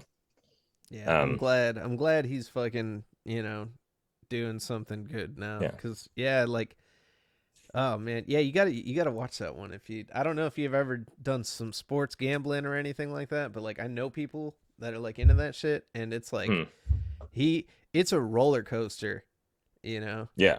it's like It's a it's these. fascinating world for me. Sports gambling, gambling in general. I love roulette. I play roulette, not like a crazy amount. A couple times a month, I go to the casino. Um. And I'm not like roulette's just like chance, basically, right? But the world of gambling is like very interesting to me. Um, so that kind of story would definitely be like up my alley for sure. Yeah, it's so funny because it's like this guy is, he's getting colonoscopies and doing all this shit, trying to take care of his body and do all this shit, but then Mm-hmm. he's living the most reckless, dangerous, vice-driven life at the Yeah. same time, and it's like, what the fuck? Like, it's so Mm-hmm. good, and there's so much. Like, I can't give anything away, but it's just so fucking like Yeah. it's so fucking it's such a roller coaster when you watch this movie and how he just navigates this world, and it didn't feel like I was watching Adam Sandler, like every Yeah. other Adam Sandler movie was. That's what I thought was cool about it. You're watching this like weird ass, old fat guy running around New York like a madman, trying to bet on the spread. Like it's so fucking sick. Yeah. I haven't heard a single bad thing about it from anyone ever. Um. Yeah, it's chaos. It's like an Yeah. hour and a half of chaos, and it was directed by the guy that Yeah. did Good Time. I haven't And seen that either. But that's another fucking weird fucking movie. Like, I like that kind of mm, shit. Like, when you watch something, you're like, that was fucking weird. Like, all right, I gotta ask you about this movie though. yeah. How do you feel about the movie Vulgar? Vulgar. I don't know if I've seen it. Oh, dude, if you haven't seen this movie, fucking, you gotta watch it, dude. It's about this clown. So it's the whole cast, damn near, from Clerks, right? And Sure. Mallrats. but Hmm. fucking and it was produced by Kevin Smith. It was written by his buddy, and the main Okay. character is Dante, from Clerks. From Um, Clerks, yeah. he plays a fucking guy that um he's like a clown, vulgar, or he's, I forgot what his name is in the beginning, but he's just a clown, and he goes to like fucking children's events, and he realizes he's not Hmm. making enough money. So he says, you know what, I'm gonna switch up my whole shtick. I'm gonna be Vulgar the clown, and Sure. I'm gonna show up to bachelor parties, pop out of a fucking cake, and fucking then everybody's gonna fucking then the real strippers come in, it's like a gag thing for bachelor parties. Hmm. So he goes to his first gig. He's all, he's wearing like a fucking trench coat and his clown makeup and everything. And he opens the door up, and it's fucking Ethan Suplee, and I forgot who the two other actors are. You might recognize them. Fucking Yeah. they knock him out, and then they fucking drug Hmm. him and rape him. And it's like a very Hmm. long fucking like 45, or not 45, but it's like a 15 to 20 minute scene of like, just it keeps Yeah. like cutting in and out of like all the different shit they're doing to him. And it's, Yeah. the dialogue is like so fucking twisted and just weird, and it's so weird seeing Hmm. Ethan Suplee and fucking, Dante from fucking Clerks like in this Yeah. shit. And then yeah, it just, the movie takes a really dark turn from there. And Yeah, it seems I'm gonna look into it. I got it pulled up here, so it looks really weird. Like I know all the Kevin Smith stuff and everything to do with his like um universe when it gets like dark is like Tusk, for instance. Tusk is great. It's a great yes, comedy horror movie. He has another one called is it Red Red State. State? Like about, Yeah. yeah, it's like kind of like the Waco massacre, but like as a horror movie. Red State was great too. Those two are great, and they're like you wouldn't expect it from. I think he directed both of those, but this is like related. But I'm gonna look into this because that kind of like I was grew up on that, on the whole grew up on Kevin Smith stuff as like that was my first like introduction into like filmmaking. For as campy as some of his stuff is, it's like, oh, he's like a filmmaker, and then I got into like Christopher Guest stuff and the Coen brothers and sort of like all these like movies you watch where you see like everybody's or somebody's complete body of work because you just they have a reputation or whatever, right? Like sort of got me into that a bit. Yeah, his, like, I grew up on Mallrats, being on USA or some shit, whatever the channel was, and then Mm-hmm. fucking seeing yeah, Digging Deeper. Jay and Silent Bob Strike Back came out when I was like fucking 10 years old or something, and Mm-hmm. I remember, it's funny though cuz those that movie didn't age well at all, man. Like watching No, it it's not now. good. Yeah, it Yeah. was great though when I was a kid. It was so Mm-hmm. quotable, and I thought it was the funniest fucking movie of all Yeah. time. Kind of like Clerks though is Basketball. Clerks is still, yeah, basketball is the same thing. Clerks is still great. Clerks is just people talking for an hour and a half. Like it's so funny. Um, the same reason that like Quentin Tarantino movies all hold up is because it's just about the conversations. It's just funny, well written dialogue, um, and like a thin story holding all that together. Yeah, Uh, that one's timeless yeah. too. Like for anybody who's worked retail, like I worked retail Oh, for sure. after Yeah. seeing that, and like I would say Yeah. shit that I seen in the movie. Like this job wouldn't be so bad if it weren't for the Hmm. customers, you know. Yeah. And Yeah. fucking, did you see Clerks 3? No, I saw Oh, Clerks 2. I didn't see the third one. dude, yeah, that one is fucking fantastic. They Is they it brought really? Yeah. they brought it back. Yeah, I didn't think it was going to be that great, but they had a showing out here in Sacramento, Hmm. and Kevin Smith was there. So it was like you see it at the theater, and then you get to see fucking Yeah. Yeah. Kevin Smith talk for Hmm. fucking 2 hours. And I like, yeah, Yeah. dude, I watched it. It was amazing. Instantly bought it on VOD. And then fucking yeah, it was fucked up, man. There were two big ass lines, and he only got through two people because he's so Hmm. long winded. Yeah. Yeah. It's we gotta look into that too because I saw him do a live show once. I was really into his stuff for a long time and that whole universe of stuff. Even the Clerks cartoon I watched when I was a kid. I I had had the that on DVD of that and watched all DVD. that. Yeah. Yeah. Um. Yeah, which is like weird, like deep cut stuff with him. But yeah, Vulgar definitely is gonna be on the list. Oh yeah. I didn't even know it existed. It's so quotable, dude. There's so much shit that I Hmm. say to my boys from that movie, and they don't like it. Like one time we had my boy's neighbor fucking he was hanging out with us, and he was like, "Yo, I want to watch a movie. I want to watch a good ass movie." And I was Hmm. like, "Bro, check this shit out." So I pulled out Vulgar and I handed it to him. And like on the cover, it's got the clown with the gun, you know, and it looks all cool and Yeah. shit. And I'm like, Hmm. dude, I'm like, fucking this is the most badass movie right here. This clown dude, he don't take no shit. You got to watch this fucking movie. Hmm. This He fucks everyone up in this movie. It's so fucking dope. and, and Yeah. fucking I put it in and he's sitting there watching this and like he's expecting like it to be like a badass action movie with this clown or some shit. And then Hmm. it just gets so dark and he looks over at me, you know, yo, what the fuck are we watching, dude? Like, what the Yeah. fuck is this shit? And I was like, just Well, I keep have, watching, it gets better. yeah, I definitely have like a lot of stuff that I've been really into where it's like I can't recommend this to anybody at all, but it's so good. But like trying to sell it to somebody or convince somebody it's good is like just things that I have to keep to myself because it's like I know this isn't a universal appeal thing, you know?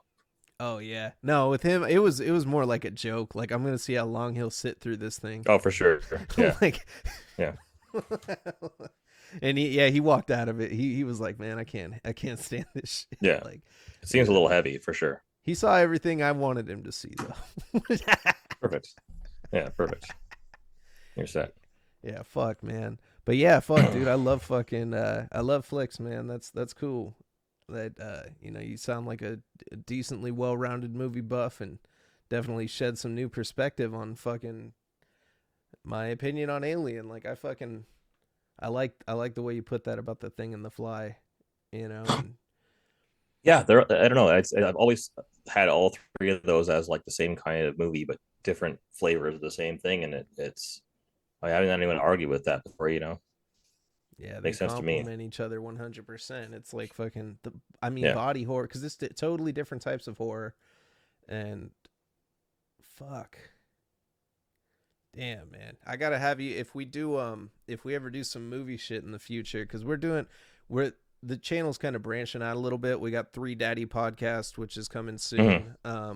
And then fucking and then we got some other stuff in the works. If we ever do some movie shit, I'll definitely, reach out to you and see if No, yeah, you'd for be sure. open to come on. Anything movies, anything true crime, anything. That's it. That's all I know about, basically. All in Movies and there. true Yeah, true crime. crime movies is all I fucking know about. Yeah, horror movies specifically. But What do you think is like the worst true crime movie? True crime movie. the worst, like it's like a bad movie or like the darkest shit. Oh, just like the bad movie, like something you were just like, Oh, "Fuck, dude, this is so wrong and just not good." there. I don't know. There's a lot of like, um, I guess there's two lanes with it, right? There's like movies inspired by true crime, and there's movies that are like actually just true crime stuff, you know. And if you get into like inspired by, there's like this movie like what's it called? Uh, 100. Is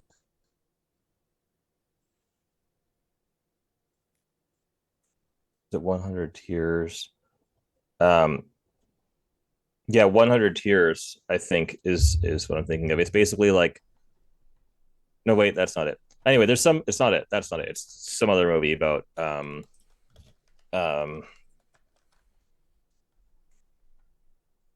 It's about Gacy.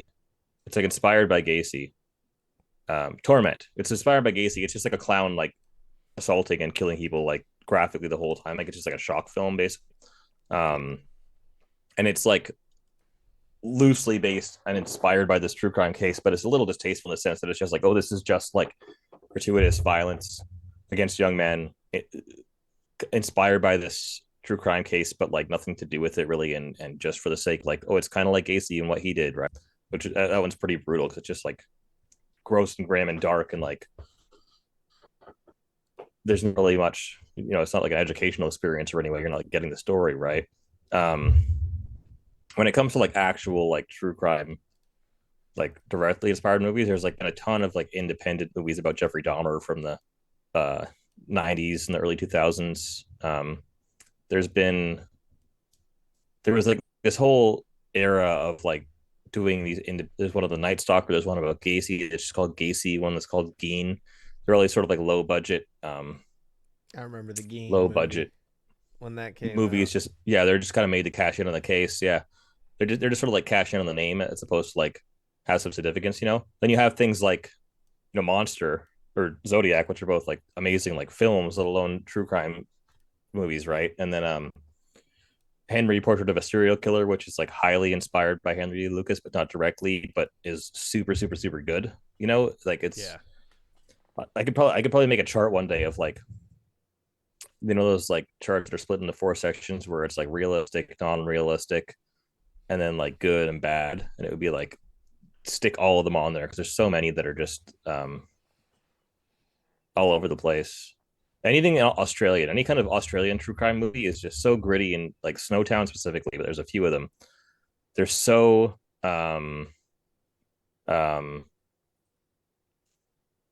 What was that dark one and Australian horror movie about like the kids that fucking drove out into the middle of nowhere and some crazy motherfucker gets them? Wolf Creek. Yeah, Wolf Is Creek. that Is it? that true? Did that really Yeah, happen? Wolf Creek. It's inspired by Ivan Milat, who's a serial killer. That's one of the ones where it's like inspired by the guy heavily, but not super accurate. Um, but that one's apparently really good.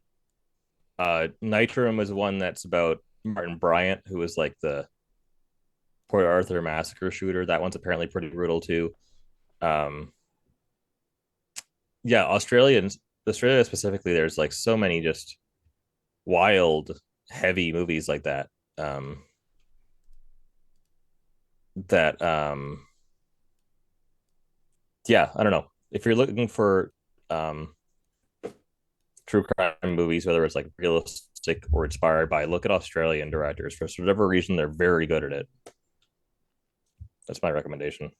Yeah, I'm gonna check that out. I'm gonna look into some Australian horror flicks, true crime Mhm. flicks. I don't know why they do it so good, but they make everything just so dark and Well, I know exactly brutal. why. It's because they got those big ass spiders over there, man. That's true. Yeah, maybe they're trying to distract themselves from how terrifying real life is by making these fucking movies. Um, that could be it. Damn, your thing Yeah, keeps who getting knows? small, and I keep I keep making it big again. Oh wait, oh, I think it's Well, your it's all on internet. your end, man. I'm Oh, it's just on my end. oh, that could be it. I Yeah, it think says I'm not doing anything bandwidth with is it, but low. the internet here is a little touchy sometimes. That's probably mine then. My internet is touchy in this building for some reason. It's all them ghosts, dude, that they fucking woke up. It could be it's that or just yeah, I don't know. But it's always been which is very I pay a ton of fucking money for this internet stuff, but yeah, it's touchy. Yeah, fuck. that's fucking that's crazy, dude. Holy shit. That's fucking nuts, man. Ah, shit. So yeah, damn, we've been going for like 2.5 hours, man. That's fucking good. I mean, we keep Yeah, running. shit. Fucking, I go until my guest usually taps out.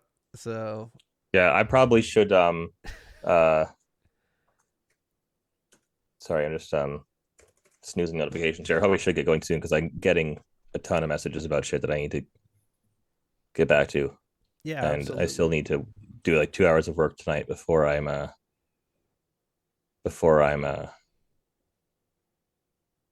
done. But Yeah. this has Well, been sick. This has been in depth.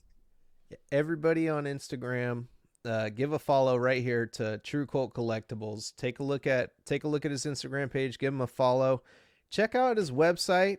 If you're into collecting, Thank you. true crime collectibles, that's the place to go. There's all sorts of cool shit on there. There's also, if you don't got the type of change, to fork over for some of these items. I mean, there's a lot of reasonably priced stuff on the site. If you are into that, but if you aren't a collector or anything, there's some killer merch that he does have on there. Even if you dabble in that a little bit, so take a look over at True Quote Collectibles. Um, Follow his Instagram. Go on his site. The Thank link you. is there on the Instagram. And yeah, is there anything you want to plug? Anything you got upcoming or something? No, I mean the Instagram gets shut down every 6 months, kind of on schedule. Just by, it just happens. Instagram just decides they don't like certain things and get rid of it, which is fine. It's their policies. But yeah, the callcollectibles.org is the main hub. If anything goes down or anything, that's like the number one place to everything's updated on there, it's like my fourth or fifth Instagram account. Um yeah, the callcollectibles.org is the main thing. And then I post like on the Instagram, which is around right now, I guess. I post inventory as it comes in. I'm doing a big Black Friday thing on Friday. I have some more books coming out soon on Amazon that are just like kind of uh archival stuff, but that's months away. So yeah, that's about it for now. Just check out the site if you're interested, or don't if you don't want to. It's not for everyone, for sure. Yep. Yeah. Buyer beware. They Yeah, the perfect. ghost guys tested it, and they might have found something, but for the most part, I mean, there's some really sexy feet pictures. Well, they already got Yeah, sold, that one but just sold. Yeah, I'll get more. I'll try and get more soon. yeah, this, and I thought this was really cool too, that you had on this promotional. Oh, the Uh, Kevorkian gift card. Yeah, yeah, gift certificate for the office of Jack Kevorkian. That's I handed this to my mom when I opened the package, and she said, "What the fuck is that?" yeah. I had to do some like kind of tongue in cheek bullshit stuff to like keep it a little less heavy. I think You it's know. awesome, man. I fucking love it. Yeah. Thank you. Keep doing what you're doing, brother. I'll be in touch with you. And then yeah, everybody, I'll be putting the links down in the description. You can go ahead and click and get your fix. And yeah, absolute pleasure. Thank you for joining me on an episode of Death Thank Matches you. and Death Appreciate Metal. it.